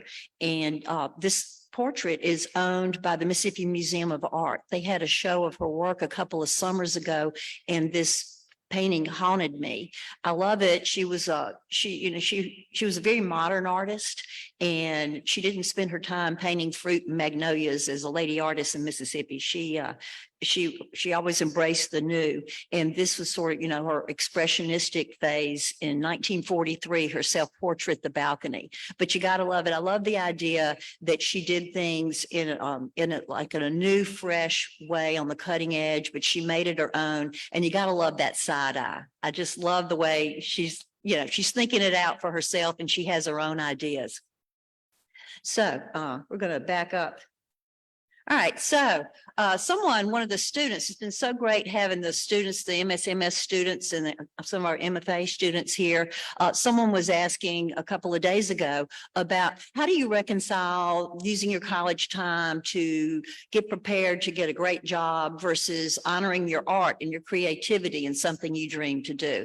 Well, I didn't know it, not that journalism is a good paying job. So, maybe I figured out a way, but that was a way you could write. And when I got out of college, that's what I did. This is Bill Miner, iconic Mississippi journalist. He had an alternative weekly after the Times-Picayune let him go in Jackson. And I worked with him and worked in other, Kendall talked about some of the other newspapers I've worked. Then I go freelance and I decide I'm going freelance, but what you really want to do, if you're a real writer, you write a novel. So I'm home, I'm doing freelance, but I'm going to have time to write the novel, except I can't do it. I think, basically I can't make things up, but mostly I think, also coming out of the journalism, what you're into is just how much can you pack into 300 words? Can you get the car wreck and the tornado and the Board of Education and the court trial all in the least amount of words possible, which, doesn't lead itself to satisfying prose. So, but I'm trying, I'm so frustrated. And one day I felt like I was just at the keyboard trying to make this novel work, and it didn't work. And it was almost like I had to do something and like practice the scales on the piano. So I took a story I knew already and wrote it. It was this family story about my great grandmother. She came into the Delta as a sharecropper after the Civil War, and they lost their first farm. The bank took it back in 1908. They got a new one. And then in 1927, the great flood, Mississippi River flood was coming through. But there in Sunflower County, they had a little notice. And so she could save a little things. And what she chose to do is she dug up her daffodil bulbs, put them in burlap bags, hung them over the rafters, and had to leave. And then she put them back, and that's a pecan orchard, and those are those daffodils. So pretty cool story. And I wrote it up and I was pleased with it. It's actually a form of it is in the book. But that was my revelation. It was like, I can't make things up, and I'm going to be someone who writes nonfiction. So many people, I've been inspired hearing the different writers here, the Welty writers, the idea of your iconic space. I think it's raining well here, but George Saunders, writing teacher, great writer at Syracuse, talks about everybody that comes to the program is already an accomplished writer, so much talent, they're going to go far, that he feels like the main thing you need to do is to help each writer find their iconic space. That's what sets you off about what is from your time and place and personal experience, your obsessions, what are the subjects that you need to do? It's your story to tell in some ways. So I worked on that. Some of the essays I've had out there, it's like, you can see this is a shards of the cover of the book. So I had this and that out there, and I started looking at it, and I started, what's missing? It started to kind of come together of, this is a portrait of someone with my life, that this is coming together. What do I still need to do to fill out that iconic space? What are the important things? FYI, a funny one, if anyone's listening to Thacker Mountain tonight, I'm going to be on tonight doing one that's more lighthearted than the one I'm going to do here. So I started pulling it together, and something personal and hard that I feel like is my story to tell is coming of age during school desegregation in Mississippi. It wasn't Brown versus Board of Education in 1954 here. It was like, how hard could the white power structure kick the can down the road? And they made it till 1970 before integrate. The Supreme Court came up with a case. Do I have it here? Let me flip ahead. Yeah, I do. Okay, I'm going to flip ahead here. Yeah, the Supreme Court, finally, the case that integrated the Deep South and certainly Mississippi was Alexander versus Holmes County, Mississippi. And it happened in very late October 1969 for when schools started in January 1970. It was over. No more parsing, no more figuring out, the just integrate now, and then we'll work out the details later. So that's when a lot of the segregation academies set up in Mississippi, where just with no bones about it, the white people pulled out of the public schools, built a school out in a field with the cheapest one they could do. And a lot of places, until they could build a school, the churches had the all whites academy, particularly Baptist and Presbyterian. When you look at the history of it, that they would be meeting in the Sunday school rooms of these white churches until they could get their corrugated steel building up. So, we were teenagers. I was in the 8th grade when it happened, and the schools now, plenty of them still exist, and most of them have a small minority enrollment, but it's still just a very white space. And in towns where this is going on, it's almost like pre-Brown, because so many times it's an almost all white space at the academy and almost an all black space in the public school. Anyway, and it's not talked about. You look at any of the websites for the academies, and they never mention why they were formed. So as Ethel was talking about, we've forgotten history. It's very intentional forgetting of history here. So, and you'll talk to the students now, even like ones that weren't of age when they were put in the academy, even like by the early 80s, the students at the academies will say, oh no, it wasn't about race. It's just like a quality education. And this goes on. Anyway, so I felt like this was a story that I could tell. And I wrote an essay. It was published in the Bitter Southerner in June of 2019. And I got so much response from other people that had graduated from these schools and said, I've just never known what to do about this. I've packed it away, and what do you do about it? And I decided, well, it's time for us. The schools aren't going to talk about it.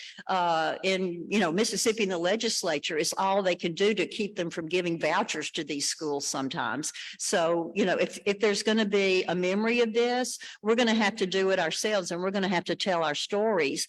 And so Humanities gave me a grant to start a site. It was originally called the Academy Stories, and it was for people that had gone to tell the stories from the segregation academies. One of my first stories was by Professor Bridget Smith Pichelle, who went to Winston Academy. And so this went on for about a year, but it seemed to be a good project. It was providing primary documents of history from those of us who did it. And then I got a bigger humanities grant to start telling all the stories because, you know, what did I know in my white silo? I assumed if you were in public school, you were doing the right thing and all was great. And that wasn't necessarily the case. There were plenty of success stories. And I think a lot of the Academy people would like to believe there weren't as many success stories as there were, but also a lot of communities that were so unenthusiastic about honoring equality in their schools. What they did it was a hard job of their integration plan was simply to close the historic Black schools with all the traditions and great teachers and just close the Black school. And everybody had to go into the white space without much support or acknowledgement of the history there. So there were plenty of public school stories to tell too. And the new name of the site is, that's the Times story when the Alexander v. Holmes decision came down. See, it was the lead story in the Times. This is my site now. It's called the Admissions Project, Race and the Possible in Southern Schools. So, and it's for all ages. Readers and writers are the best people. So this is my ask now. I'm hoping that some people here would want to write their stories because I don't want it just to be stories from my cohort in the 1970s. This is an ongoing history, and anyone going knows that, you know, it's 3 generations now. All has been impacted by this decision in 1970, and how many places that public schools, the resources and the energy devoted to public schools has been taken away simply by just over the years. It's kind of like a moving target now. So this is my site. Salvation South, familiar with it's an online journal like the Bitter Southerner. I wrote another update about the project that came out right when the book did in mid-August. So I think we are here. Yeah. So here is, so think about telling your story. To me, I feel like on the site, it's like all the essays are in conversation with each other. Everybody has a different facet they're telling. Exciting, you know, it's based in Mississippi, but academies were established in 11 southern states. And initially, maybe about 750,000 white students were pulled out of public school at the time of integration around 1970 into these schools. But even though there's no accounting, they don't have to answer to the state. So who knows? But that's the estimate. But when the Salvation South story came out, I had mentioned in there how surprised I was at how few stories I get from other states besides Mississippi. I've had them from Tennessee and Virginia, but Louisiana, Alabama, there are plenty of others. So a couple came in here. Here's one from Georgia and here's one from North Carolina. It's been interesting getting the, on this side, Cape Fear Academy in North Carolina. Reggie's head of the what is it? It's like legal services or something in North Carolina, but he was one of the first African-American students at Cape Fear Academy, and he's got a good story. Okay, so I'm going to read you from my book. Part of the part that I was putting together to come up with my iconic space and what would be my whole story was I was looking at volunteer jobs that the culture thought I should be doing. And I said yes to going along. I do it in high school and college. And then, as an adult in Jackson doing Meals on Wheels. And then the final section is coming to this. This is the volunteer job that I picked for myself. And so I'm going to read some of about this project in the book, and then kind of come to the end of the book. After all the years of being one group's or another's foot soldier, I've launched a project myself. The admissions project is an undertaking that strikes me as overdue and packs personal heat. The project started when national audiences reacted to 2018 news stories on legacy all-white academies still in operation in the South. For me, though, the surprise was that people were surprised. Academies and those of us educated in them after school integration see them as town fixtures, nearly as common as a municipal water tower. 4,000 academies popped up in the South in the 60s and 70s for white children to flee public school integration. Most eventually shut down, but the survivors continue to operate, now educating a third generation of their community. Over the years, the academies have pulled so much energy out of public schools in some communities that it's common for public school teachers to send their own children to the local academy instead of where they teach. Most academies, tartly nicknamed segregation academies by opponents back in the 70s, now have slivers of minority enrollment, yet remain overwhelmingly white. In academy towns, public schools are often nearly all Black, reenacting pre-1954 dual school systems. It's a fact of human growth that the things we dodge talking about is likely the thing that needs airing the most. It's painful but clarifying to come to terms with the truth that the Old South was, in fact, an open-air crime. The same goes for the white supremacist message of the South's neo-Confederate monuments. For white Southerners, it took over a century to take the defenses down and see those history chapters with open eyes. The school integration era is a saga still unfolding. Besides publishing firsthand accounts of underdocumented American history, the Academy Stories is a skull self-exam for alums. If our cohort normalized our breakaway white education, what about the rest of our perceptions? In a diversity-prizing world, we took shape in a throwback pocket stitched with the wordless assumption that white is better. I wrote an essay, Are You a Seg Academy alum? Let's Talk, for the Bitter Southerner in June 2019. Afterward, Academy alums from across the country contacted me.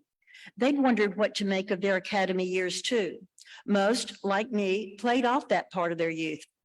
If you want credibility as being a progressive human, Seg Academy alum isn't exactly a brand enhancer you broadcast in your Facebook profile. Yet how entitled it is to pick what I allow people to know about me, nervously cherry picking what of my past I choose to display and what I don't. The academies do that to this day too, soft peddling their origin stories.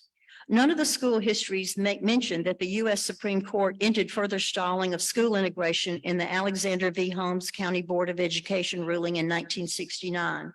We need to tell our academy stories for two reasons. It's a facet of American history overdue for documentation. The second reason is to reflect on what such a white bubble does to the head. It likely leaves you with a white-centered story with a capital S. That's behind the two-layered meaning of the Academy Stories, the project's title, brainchild of our website designer, Talamika Bryce. Mississippi Humanities Council awarded a grant to launch the Academy Stories. The grant didn't cover paying me, which chapped, but after years of working for free as an easy target woman volunteer as I have, why stop now?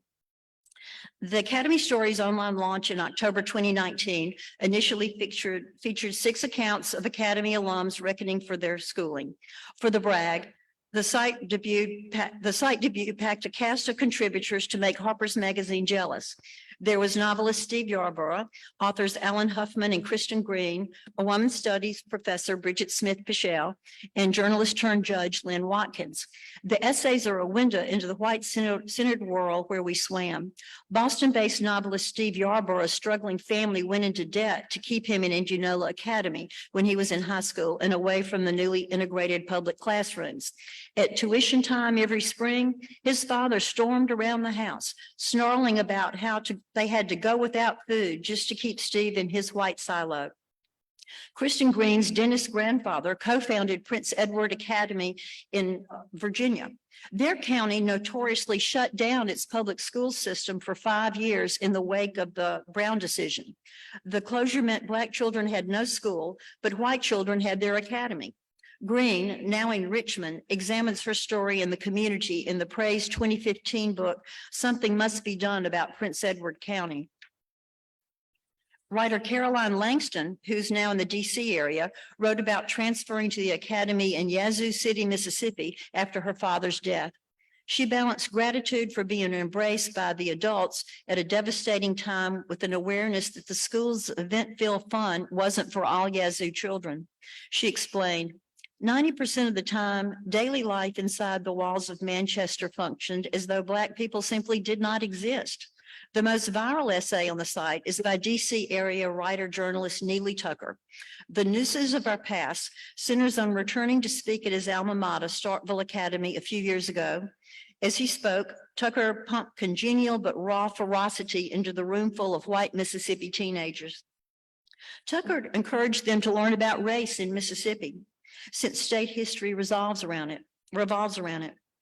As mine did, your ancestors fought to preserve slavery in the Civil War, he told them. Next came a minority-ruled terrorist regime in which white conservative Christians with serious haircuts and good jobs had fired, fined, raped, tortured, and murdered political dissidents, meaning Black people, at will, and this continued until we were all children. Don't worry if nobody told you most of this stuff, Tucker told them, because nobody told my generation either. We were taught, what we were taught is that we were good Christians who worked hard and earned what we got, that we were good people. Tucker was back on campus to be honored as Academy Alumnus of the Year, and I don't think he got a repeat invitation since. Courtney Clark is an alum of Strider Academy, named for Sheriff Clarence Strider, who donated land for the new school in Tallahatchie County. Strider is also the county sheriff at the time of Emmett Till's murder in 1955 and testified in the trial that resulted. In the murderer's acquittal, Clark never heard the sheriff testified in the murderer's acquittal.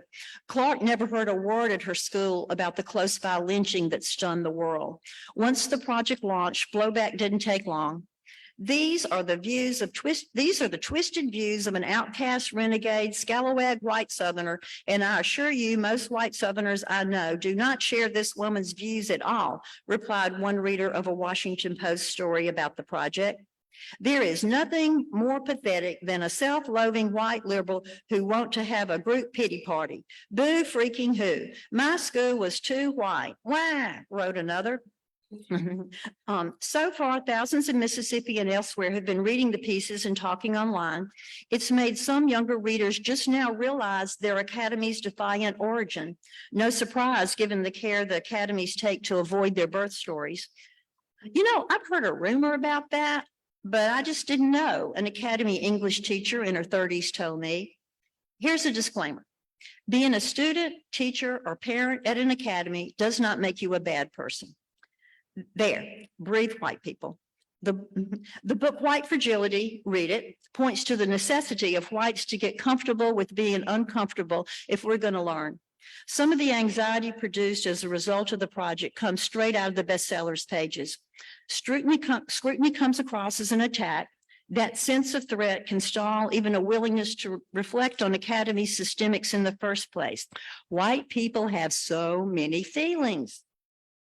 Scholars write about white tears, the disproportionate way the emotions of white people, white women in particular, have a way of soaring to the top of a group's concern list, hijacking what's supposed to be underway.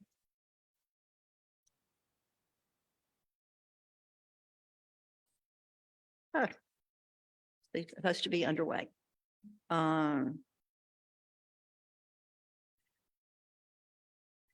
Yet the feelings of whites, a feeling of coming off looking bad or their extreme concern over the hurt feelings of other whites, overweigh mulling the big picture and the pain of others. Early on, I got an email from possibly my favorite high school academy teacher. Hurt, my bitter Southerner essay told how I dressed up as a Ku Klux Klansman for Mississippi History Day in 9th grade. In the piece, I'd reported how no one blinked at my DIY chic costume as I paraded down the hall.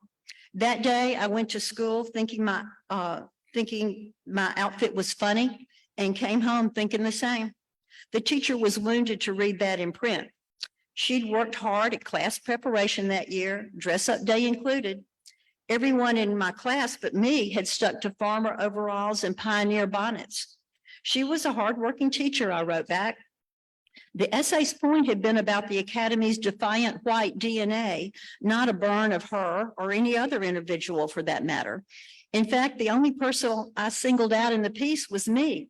I was the asshole. Still, she went away from our emails hurt, and we never got to the question of the Academy's collective impact on our town at that pivotal moment in integration. The South is close quarters. School allegiances produce cliquish ties, and this project circles tough history. If hypervigilance over every white person's comfort tops a full examination, truth-telling stops before it started. You're in a white fragility minefield when the editor of your birthplace newspaper asks in a tape interview, "Do you feel like you're betraying your town?" "No, I don't," I said. "I think it's healthy to have a conversation." The Greenwood Commonwealth editor's eventual column on the project, its title was "An Uncomfortable Topic," was polite but disapproving. It turned out his wife had taught at Pillow Academy for 15 years and their 2 children were graduates. The touchiest part of bringing up the Academy past for alums is that it was our parents who sent us there. You can't examine the past very long before they materialize in the line of vision. Here's what I've done. Nudge my parents aside. Their time was then, to be honest.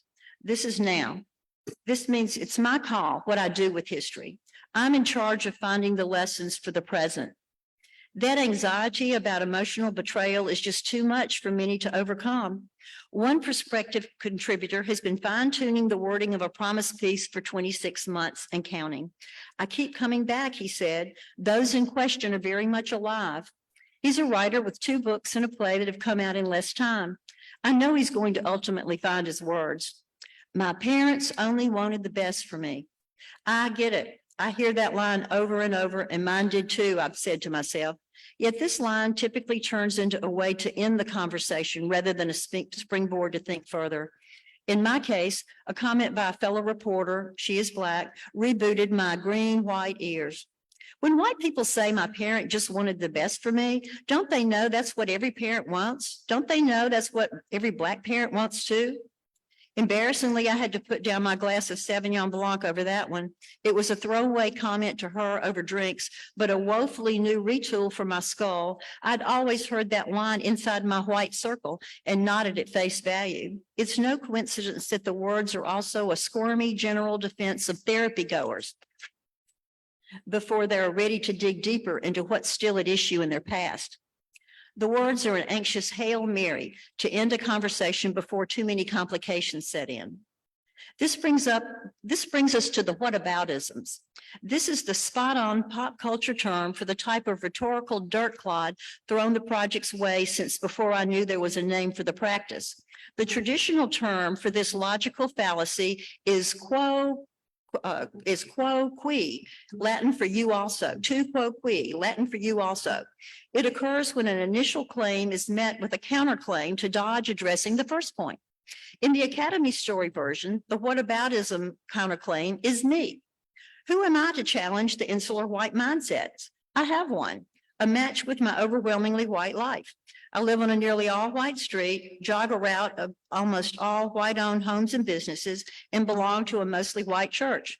I have Confederate soldier ancestors. I have plenty of work to do, so the whataboutism lob hits home.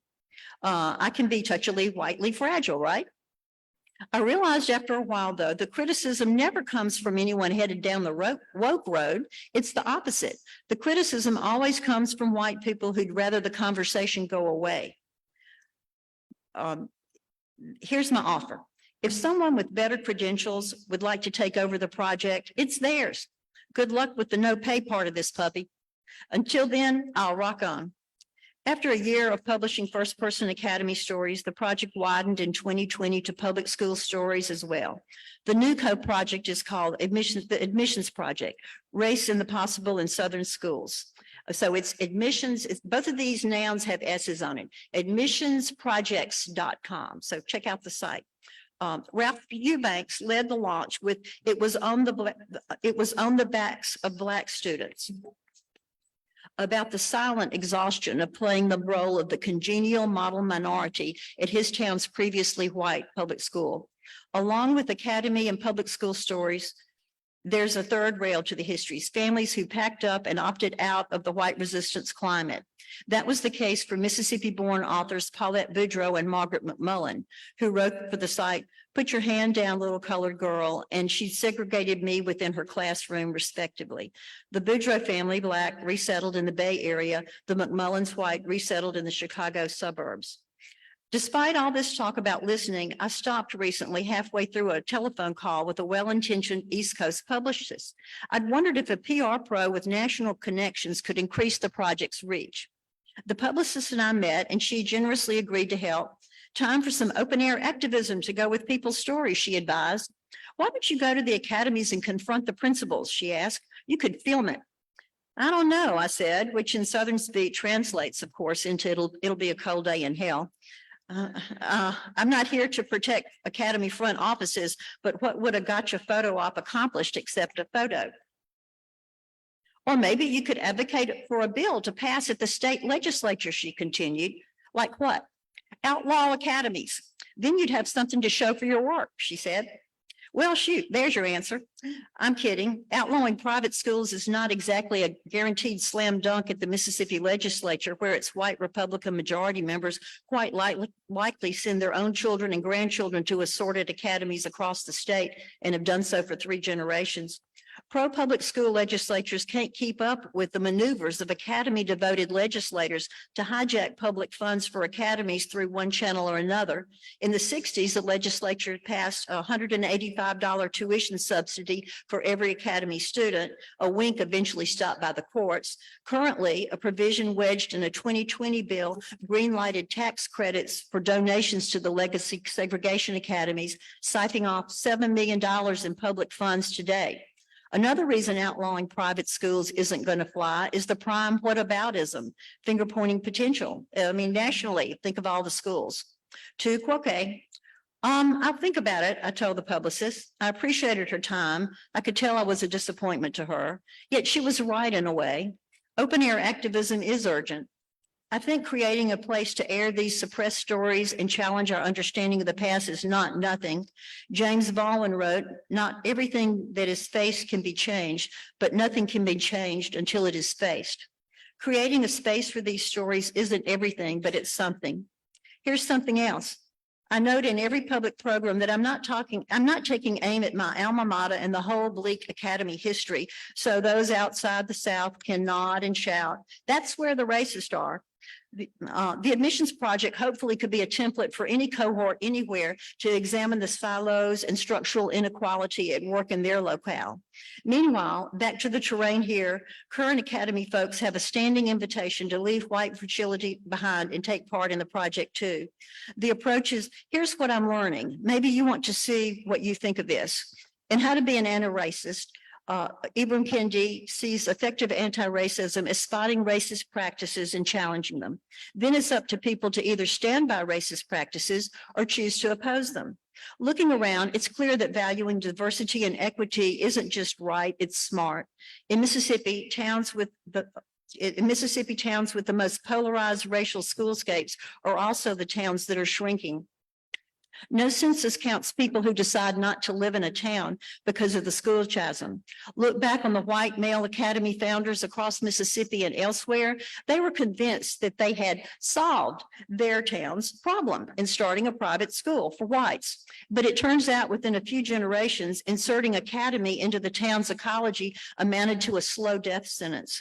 If given a choice, residents moved to a town that has a diverse, thriving public school.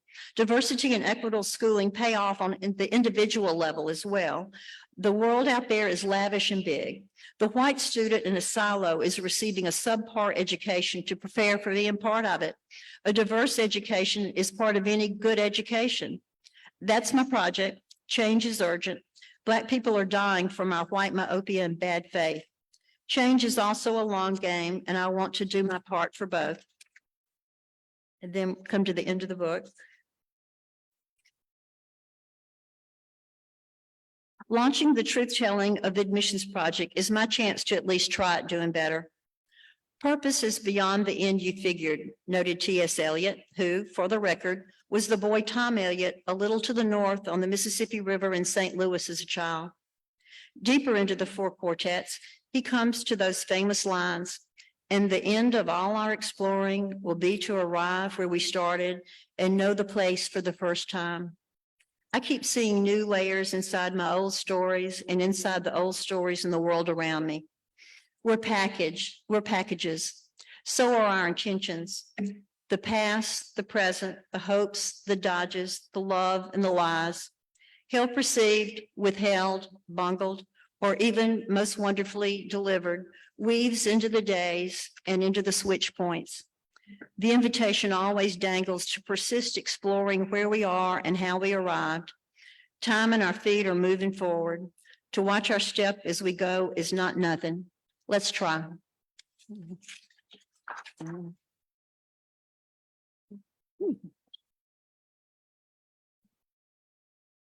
Okay.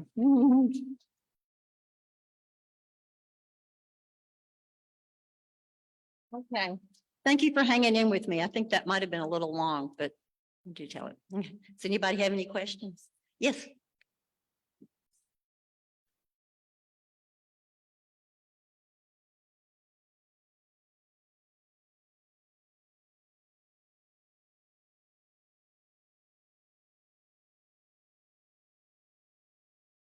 Yeah, I mean, there were success stories, and as I'm going along, it's really this year I've become aware of it. So that's a very solid success story. That some places in Jackson, Murrah High School, Meridian, Lloyd Gray wrote the story for the site about Meridian High School. Completely successful experience. And it's almost like it didn't matter. 3 to 4% of the white students every year, there was attrition. And, you know, I think also the more I realize when you look at you look at the vocabulary coming out of the legislature today, and I can see this in the national dialogue too, that there's this 1-2 to it. So if you're trying for the academy, you know, you're trying to defend private education here on the national level, some of this, you know, the MAGA agenda, you can't just say what you just can't blatantly say what you're for and just say it and stand by it. First, you have to give contempt to the other thing to show that any reasonable person would believe what your agenda is, because this is so bad. So it's like, first you have to bash the successes of integration in the public schools before to justify your academy and this idea of the quality education. So yeah, it's interesting how I think that would be an interesting book to just look at this 1-2 of how it has to work. Mm-hmm. Yeah, Lee. I love Mississippi about 1984, and it never the integration. Maybe I was naive about the process. I came back 30 years later, schools I was blessed to are now 99% white. Integration was past tense. There is a sense that integration failed. That's false. Integration never failed. See, that's part of this. Yeah, that's part of this vocabulary that goes on. They want that to be out there. Yeah. Right. But there is a sense that it has failed, especially among white people, especially among white people who even say it happens. The idea that integration is given a fair chance and it failed, and now we have to move on with the quote great experiment. How do we get where's the battlefield now for integration? Because as far as I can tell, nobody's talking about it. Politicians never mention it. I've heard it mentioned twice during the last presidential election. Very briefly, where is the battlefield? How do we transition to integration and make it an issue? Interesting. I think part of it, you know, this is like 3 generations in, and I think the seducers have gotten better with being able to erase this history. Is once again, it's amazing how many things we're talking about now. It comes down to erasing the history and being able to, if we don't look at that, you can make us, you know, this seductive, sanitized case for what is. So I think, you know, it's just they've just become the people that would be against it, or they're getting better at their game and they're more seductive. And maybe without this historical remnant, we've just got to tell these stories. I feel like where is this project going? I think it's not nothing to have these primary documents of history. And I'm excited that in the years since the project has started, I've counted at least 3 academic books that are citing accounts on the site, these first person accounts that they're now in their books. There are 3 out there. There's a new one called The Injustice of Place. That's fantastic. There's one called Southern Beauty, which is an ironic title, and another one about, I forgot the name, this by Andrew Seidel. But I'm gratified that we have this as a counterpoint to shape how history is going to be told when these stories weren't available before. But I would like the project to be more. One thing I've wondered about is, what about, okay, as you said, if like the moral ground is not making headway, to make the case just for the community economics and diversity. Yeah, if you could go around and just look at the economic studies. I know in my town of Greenwood, I would like to look at where Greenwood was in 1970, 80, 90, through the decades, and shown how it's much smaller now. And I hear people in town said they can't get an industry because what industry wants to come with this, like schools, you'd either have to, you would make the choice between this like very polarized school system. So I don't know. And then I had another idea. I was just thinking about this yesterday. Wouldn't it be interesting, besides if you could make a case, I wonder if there was ever, this is idealism, but would there be a community that was willing to say, this was a bad faith effort in 1970. We would like a do-over, and we're going to do it again because we want our community to be diverse and thriving. We want to grow. We want this system. I would think that foundations all over the country would be coming to be a part of that, because, if you can solve a problem in Mississippi, you can solve America. And yeah, so I think that would be an intriguing thing. And maybe a 1-2 punch, on the other side, my side would be, besides doing that, wouldn't it be interesting if a foundation would come along to Mississippi, starting with Mississippi colleges, or maybe go wide, and say, if you graduate from a public school in Mississippi, we will pay for your college. And like, what would parents decide to do as they're choosing for their students then going along, for first grade, if knowing there's the carrot on the stick, if some foundation was willing to do it. Think about this generosity with Lauren Powell Jobs and Mackenzie Bezos and these amazing sums they're given to education. That might be an interesting experiment. Yeah. Mm-hmm.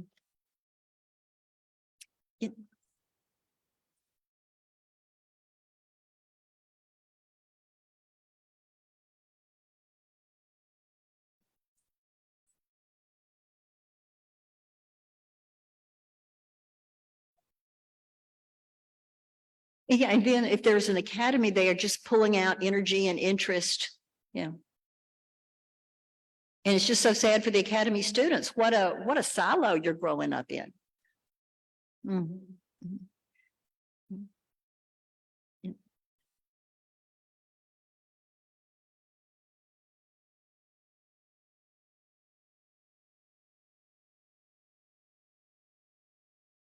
Okay.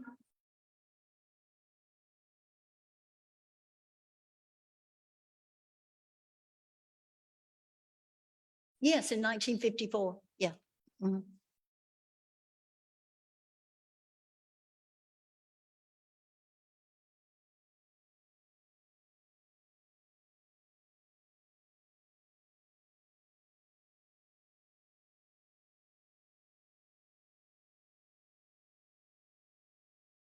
Okay.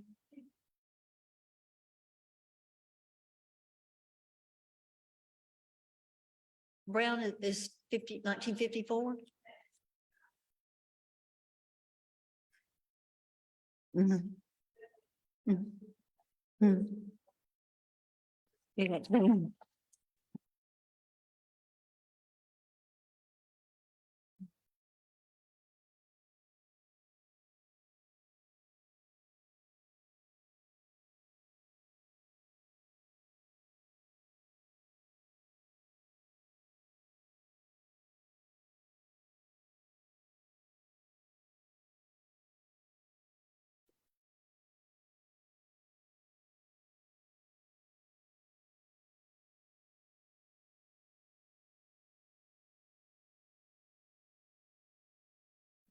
All right, we have one more speaker for you today, and I'm very excited to present to you this morning our closer, as it were, Exodus Oktavia Brownlow, who is a 2018 graduate of our low residency MFA program and a member of our inaugural class.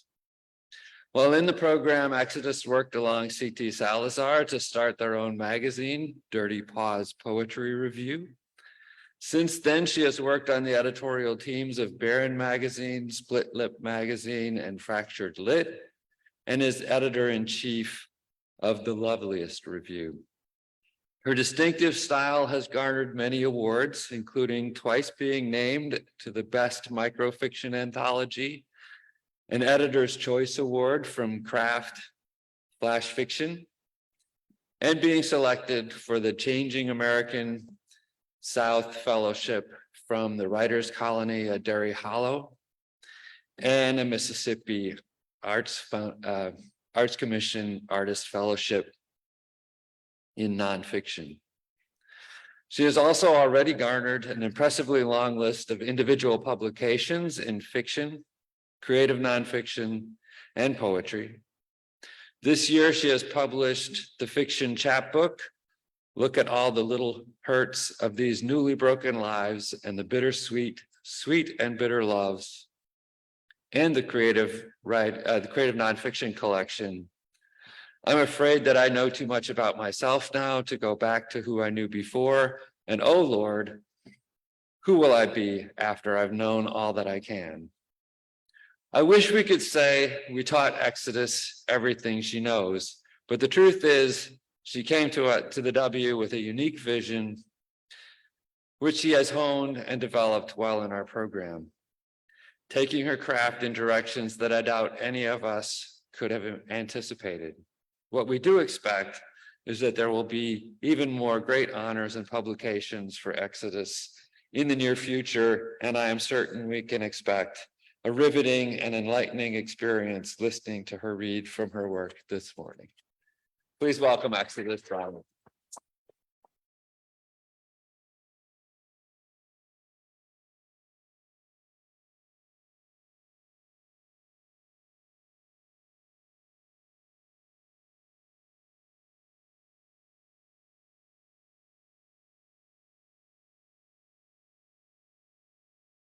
Good morning. I first want to start off by saying how happy I am to be here and how honored I am to be here. I am so grateful to have you all here with me today. And I'm so excited to be the big finale for this amazing, amazing symposium. I first want to start off by giving out a couple of thank yous. I want to thank the W. I want to thank Dr. Dunkelberg, and I want to thank my treasurable teachers, Chris and Mary, from my time here in the MFA program. I love y'all so very much. I also want to thank this year's Eudora Welty writers who I've had such an amazing time getting the chance and opportunity to know. Y'all are so lovely, and thank you for sharing y'all incredible talents with us this weekend. I also want to thank the kiddos from the Rosedale Freedom Project who are here today. I hope y'all know that I think y'all are so amazing and talented, and I'm so proud of y'all. Please keep creating. Please keep having fun, and I'm so ready to see what y'all do in the future because I know it's going to be amazing. So I'm not a particularly big fan of long introductions. I really like to just get right into it. But I was thinking about what I wanted to read today and what theme I wanted to focus on.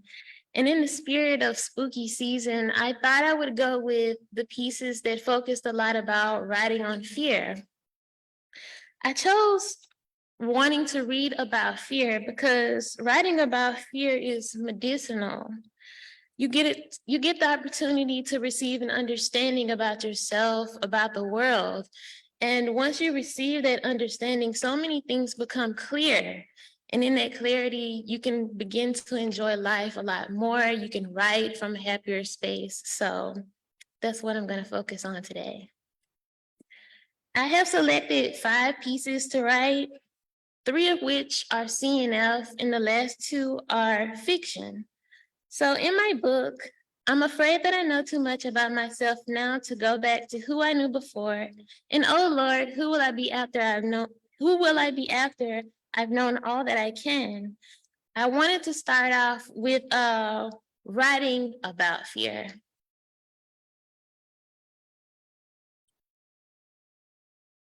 Okay, just give me 1 second to find this piece. Okay, here we are. So for this first piece, this is about writing about fear. And again, it's creative nonfiction. For horror writers who have tried to birth the happy things. There are many of you in my purse and many in my wastebasket and so many of you on my floor. In bed, I sit up sometimes staring at your crumbled bodies, sometimes reaching for one of you because I think I want to see you from an uncrumbled place, my children. I want to see you, your talons, your blood, and your teeth. And maybe you are better now. Maybe you are the right kind of beautiful. I tell only to myself, just let them breathe, girl. Just let them feed from your breast a little. You have 2 of them, and you have not let them even nestle at your nipple once, nor have you let them sleep in the crook of your neck. Let them almost whisper their first words before you crumble their bodies back up, at least. I think only to myself, but I've seen what you could be when you grow up, and you are only tiny terrible now and not so beastly bad. People might say that you are cute when I point to you in the crowd, when I proudly claim that you are mine. I know only to myself, but oh, if I let you live, the terror you would bring, and what would the neighbors say, and my folks, to know that I can birth such things, to know that this is the kind of mother I have set out to be. Where is your softness, they demand? Where are the delicate curls amongst your mangy mess? Where is the God in you? All that they can see is the devil in you, and they feel that there's enough of that in the world already. They complain, your children have such foul mouths when they speak. It makes our ears bleed. It makes our mouths so salty. They cry too much and too often for our liking, so please numb their teething a little by rubbing rum on their gums so that we can all sleep more soundly at night. Shape your baby's heads while they're still soft enough to be molded and tape a quarter to their belly buttons. Shave them bald so that their hair may grow out right next time. Why is it that my body can't produce the princesses? Why is it that only trolls come from out of me? I've tried, but the princesses never come out right. They are all scaly and misshapen and silky looking. They crave poison under their pillows and not peas.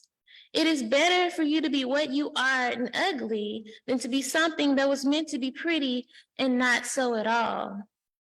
There is nothing more terrible than to be something that is grotesque, that was meant to and expected to be beautiful.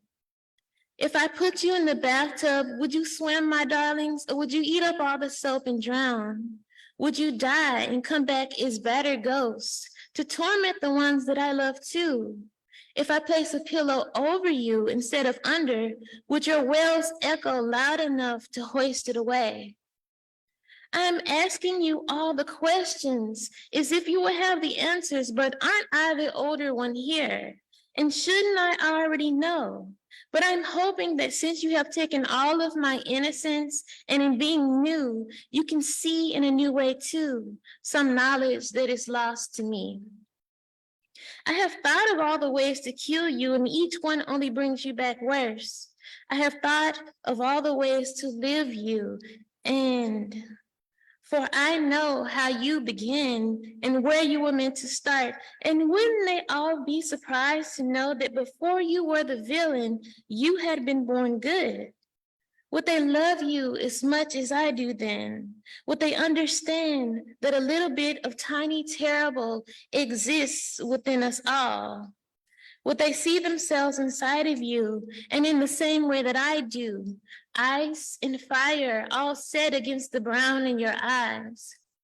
Oh, my monsters, your tongues are as sharp as your teeth. I've set out to live with you and only you at night in this room, and it is fine that it is only us, but could you please be a little gentler when I nurse you next time?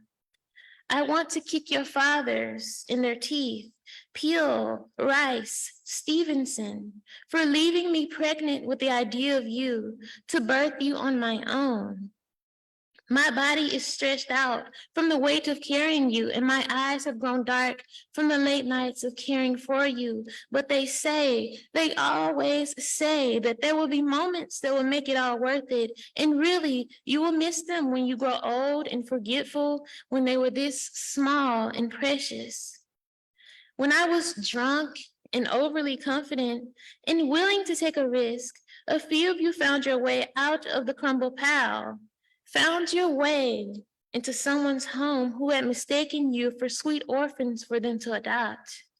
You had gone inside all smiles and charm and wiggled your way into their hearts and warmed your way into their beds and weaponized their love. You burned their houses down with them still inside, and they became your companions, your forever ghost friends. It makes me happy that you will have someone to take care of you when I cannot, who will remember what your favorite foods were and feed them to you with their own hands. In bed, when I am able to rest, when a lot of you have held your screams for me to tend to tomorrow, deep cuts rest on my fingers from where they have served as your pacifiers. So the next piece I'm going to be reading is also a creative nonfiction piece. Yeah, thank you.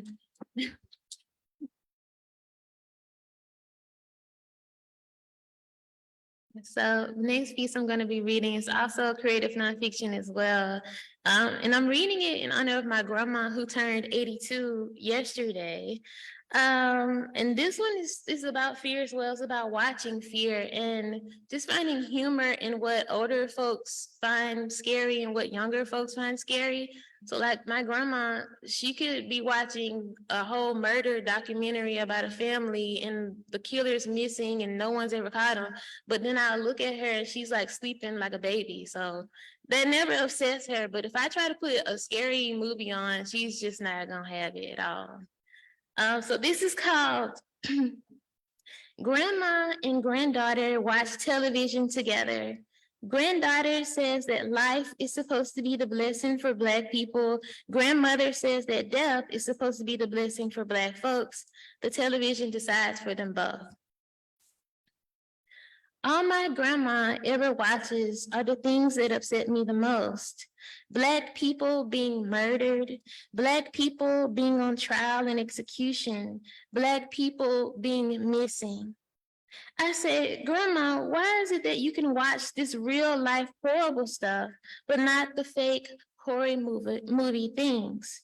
And she says, all my granddaughter ever watches are the things that upset me the most. Black folks seeing monsters, Black folks being hunted and possessed, Black folks turning into ghosts and demons. I said, Granddaughter, why is it that you can watch this brutal horror show, but not the familiar real life? And she says, it makes me scared to think that there's everything in the afterlife to question happiness about, that there's no peace for Black folks, even in death, just more being on this wicked old earth and not at home with Jesus. I was born in 1941. All I've been told is how great death was gonna be. I have seen Black folks being murdered, being on trial and execution, and being missing. I know what to expect from those kinds of things, but what can be said about Black folks, all folks who still have to be here when the living is done? You shorter-lived folks be so surprised when folks kill you, when big and small death is all that finds you. And why is that? When death and its after promises was supposed to be the blessing for Black folks all along. It makes me sad to think that there's nothing in real life for Black people to be happy about, that so much of our life is made from decay and destruction. I have made up my mind that there may not be a heaven and that all there is living and dying, and that maybe some lives are just too powerful to fully go away. But what can be said of life if living is supposed to be the heaven?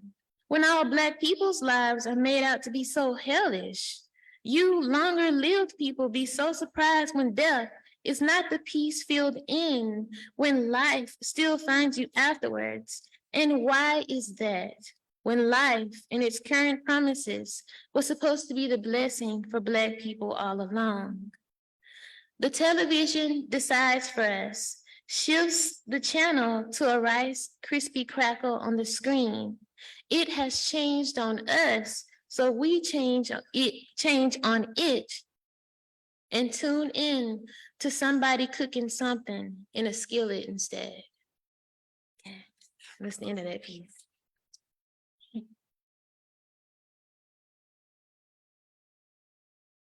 So this final creative nonfiction piece is the last piece in this book. And it talks just about existing through fears as well, particularly as a Black woman. And this piece is called "In This Newer South, While Wearing a Silky Dress and Afro, a White Man Tells Me That I Remind Him of the Old South." Mississippi, spring 2022. The first section is called "Protest in This Dress." The silky dress tag tells me that I can work in this dress, feast in this dress, dance, party, protest in this dress. But what if I am a Black woman who wishes to exist as I am, where I am, without expectations of doing or knowing more? Second section is called "The Old South in This Newer South that Still Holds On to Its Old." While my iced caramel macchiato is being made, a much older white man stands next to me in the coffee shop line and gets to talking to me, gets to say, "You remind me so much of the Old South." A cumulus cloud of Black cotton hair halos over my head. A single severe curl of Afro-textured hair contains the very same structure as DNA, galaxies, and tornadoes. My deep, darkened strands streak to a midnight lighting blue in shifted light, strike out and up in its height as their claim to heaven, to God, because maybe he can help me here.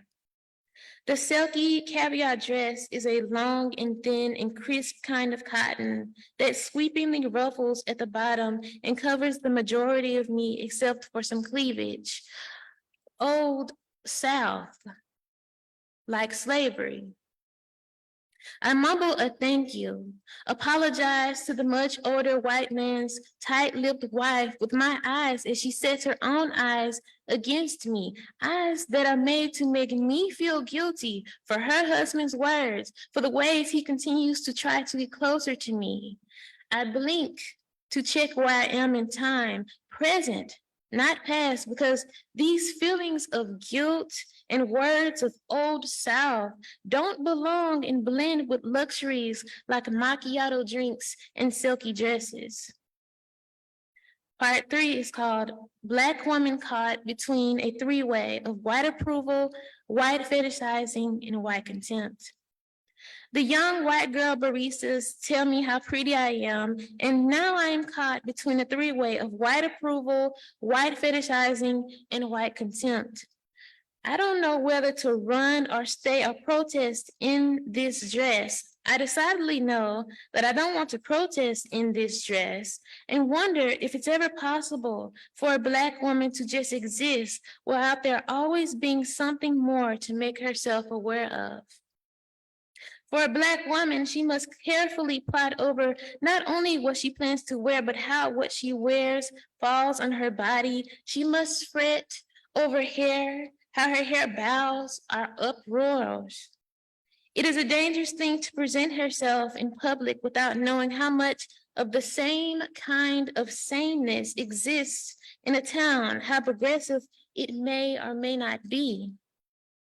It is fatal to not take into account that whether her curls courteously curtsy, her kinks jump and jack, that she would still be too much for either.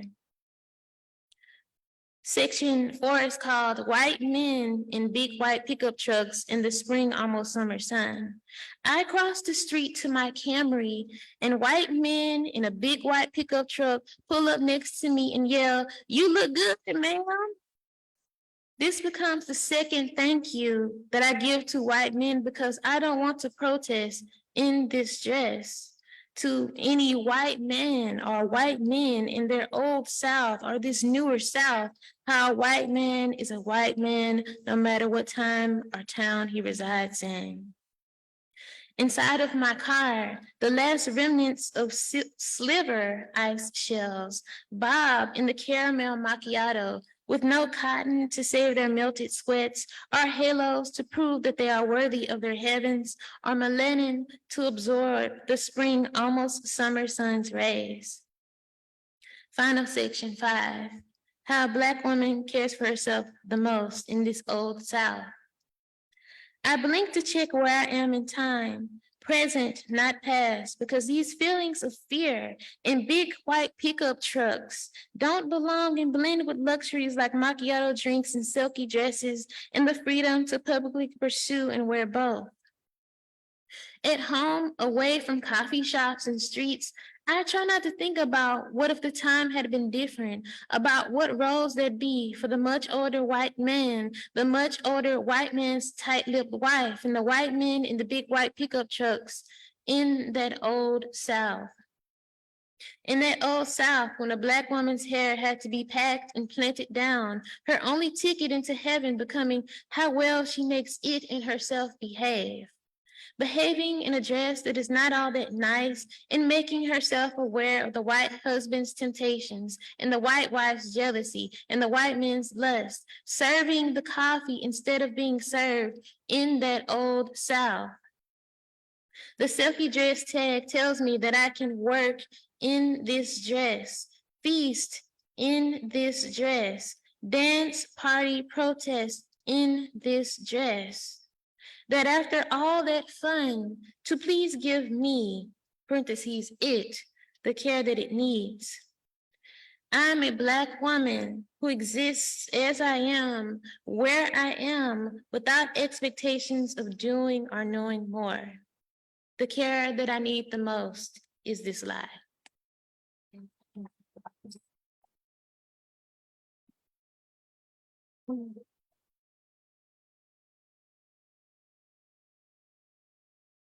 So I'm going to read the second to last piece from my chapbook. This is, look at all the little hurts of these newly broken lives and the bittersweet, sweet and bitter loves. This is kind of like 2 books in one.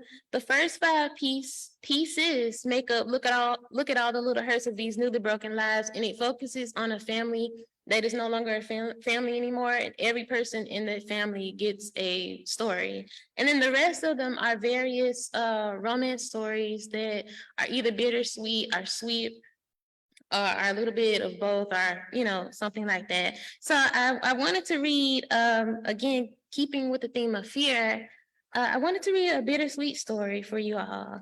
And this one is called Cauliflower is Just What Happens to Broccoli When It Dies. People tend to really like this one for the title alone. I just have a strong distaste for cauliflower. I don't like it, but so this is a piece about that. It's about loving through fear. So it's bittersweet, but it tends to lean a little bit more towards the sweet end of the spectrum. Husband finds wife sitting on the kitchen floor, knife in hand. Let me help you. Wife wipes away at all the whatevers, tears, snot, crumbs, wipes her face hard enough to make herself look right again. No, I got it. When wife chops through the squeaky spine, lets the bleached thing crumble to bits and bounce against the brown board, wife says, it's just dead broccoli. Husband keeps forgetting to not buy things that remind wife too much about death, about dying. But dying is all wife ever thinks about.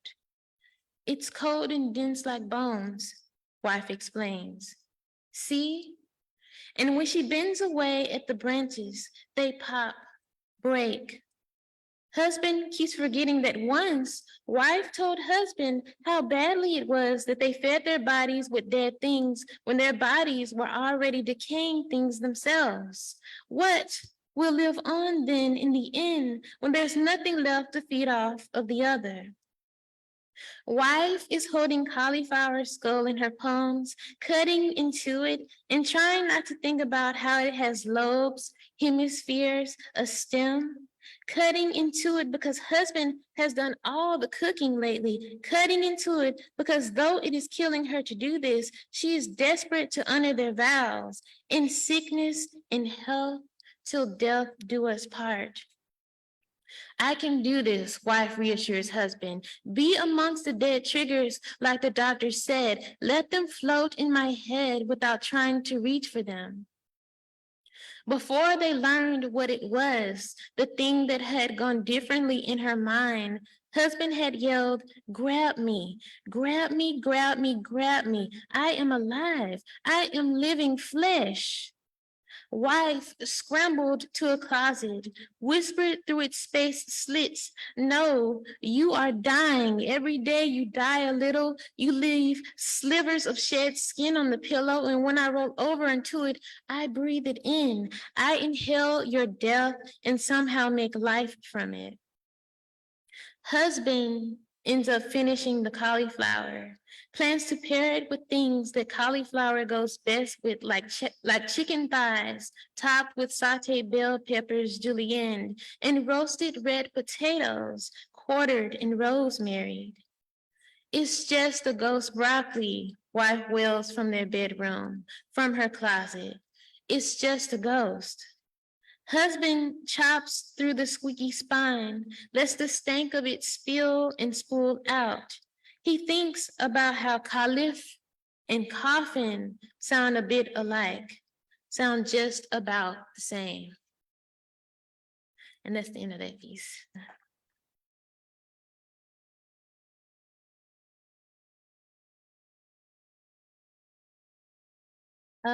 So I always believe in ending on a happy note or something hopeful. And I wanted to read the last piece in this collection as well. This is called I Don't Want to Be a Person's My Person because persons aren't very good people. It's really just this like funny, cute piece that I wrote because I hate the pet name My Person. Like I just think it lacks poetry and sweetness, and I don't think it's like the cutest pet name to like claim your partner as.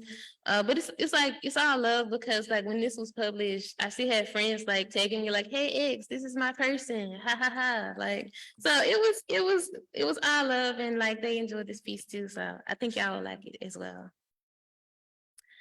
The reason. Oh wait, I'm so sorry.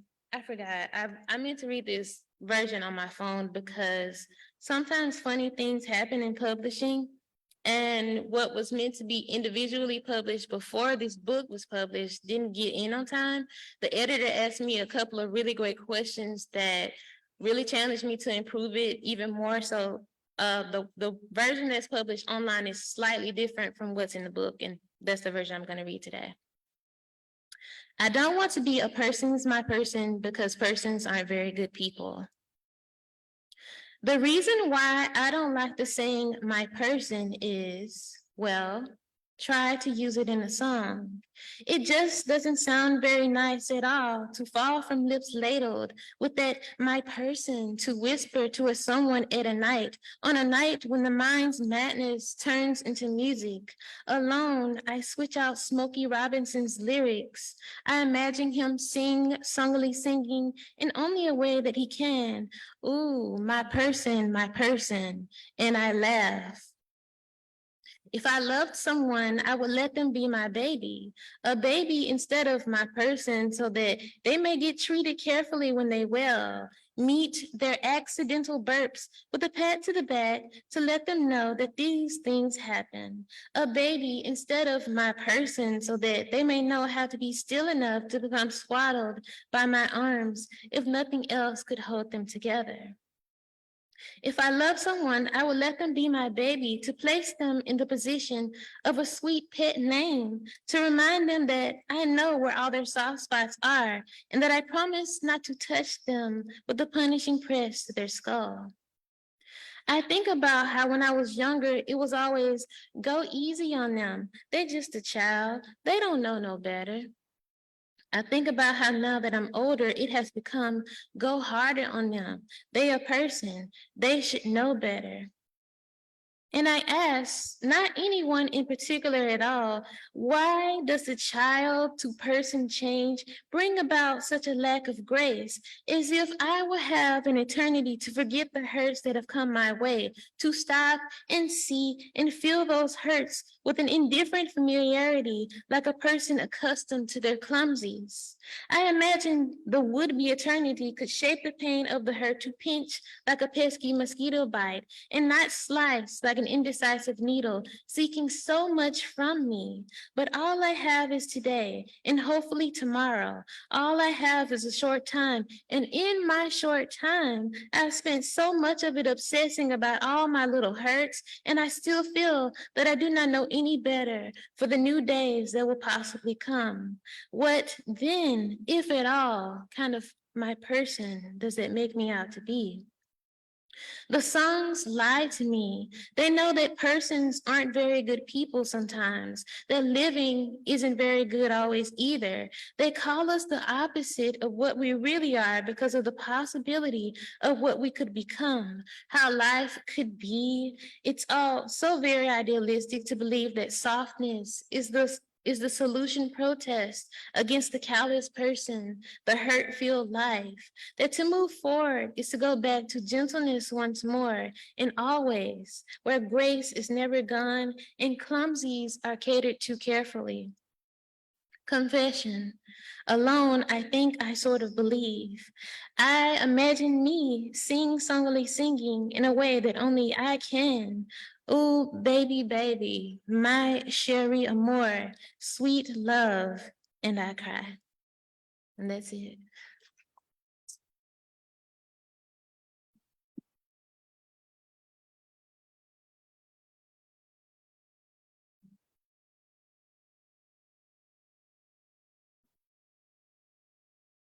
So if anybody has any questions or comments, I'm open. Hi, Mary.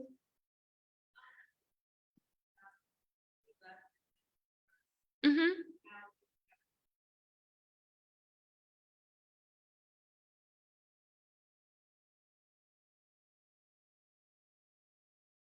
Yeah. I think after leaving the MFA program, I didn't want to lose that momentum of finally feeling like I found my voice. And so, I started off, I really didn't write a whole lot, but I was consistent in the way that I was like making maybe 3 or 4 pieces a year that felt very genuine to who I wanted to be as a writer. And, over time, like even the smallest amount of writing adds up. And that's exciting. It's exciting to get to a place where you feel like you're creating in the ways that you've always dreamt of. And yeah, every year it gets to be a little bit more. And, I'm not one of those crazy writers who writes like 6 hours a day or anything like that, but it's certainly a lot more than what I used to. So, when you start getting into that groove, it's always important to keep continuing writing within that groove, but I feel like taking breaks too, and just having hobbies outside of the writing is very important too. So hopefully that answered your question. Any other questions?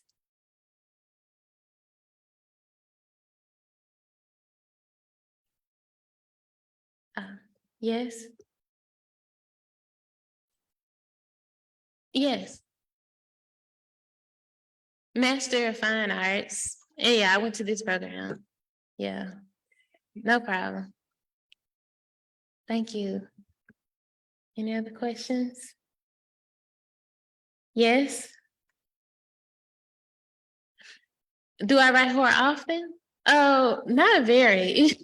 It's tough because usually when I'm writing horror, I'm trying to explore my own personal fears. And writing about fear can be very challenging. It's therapeutic in a sense, and it forces you to sort of confront yourself in ways that often you're not really anticipating. But I will say that like after it's over with, it's just very freeing and liberating. So for me, I might write like maybe 2 horror pieces a year, but they're like fairly long most of the time. But mainly I'm just like, I love writing about the South and like Southern literary fiction. Thank you for your question. Any others? Yes. Black Hawk, Mississippi. Black Hawk, Mississippi. Yes. Well, if that's everything, I want to thank y'all so much for having me.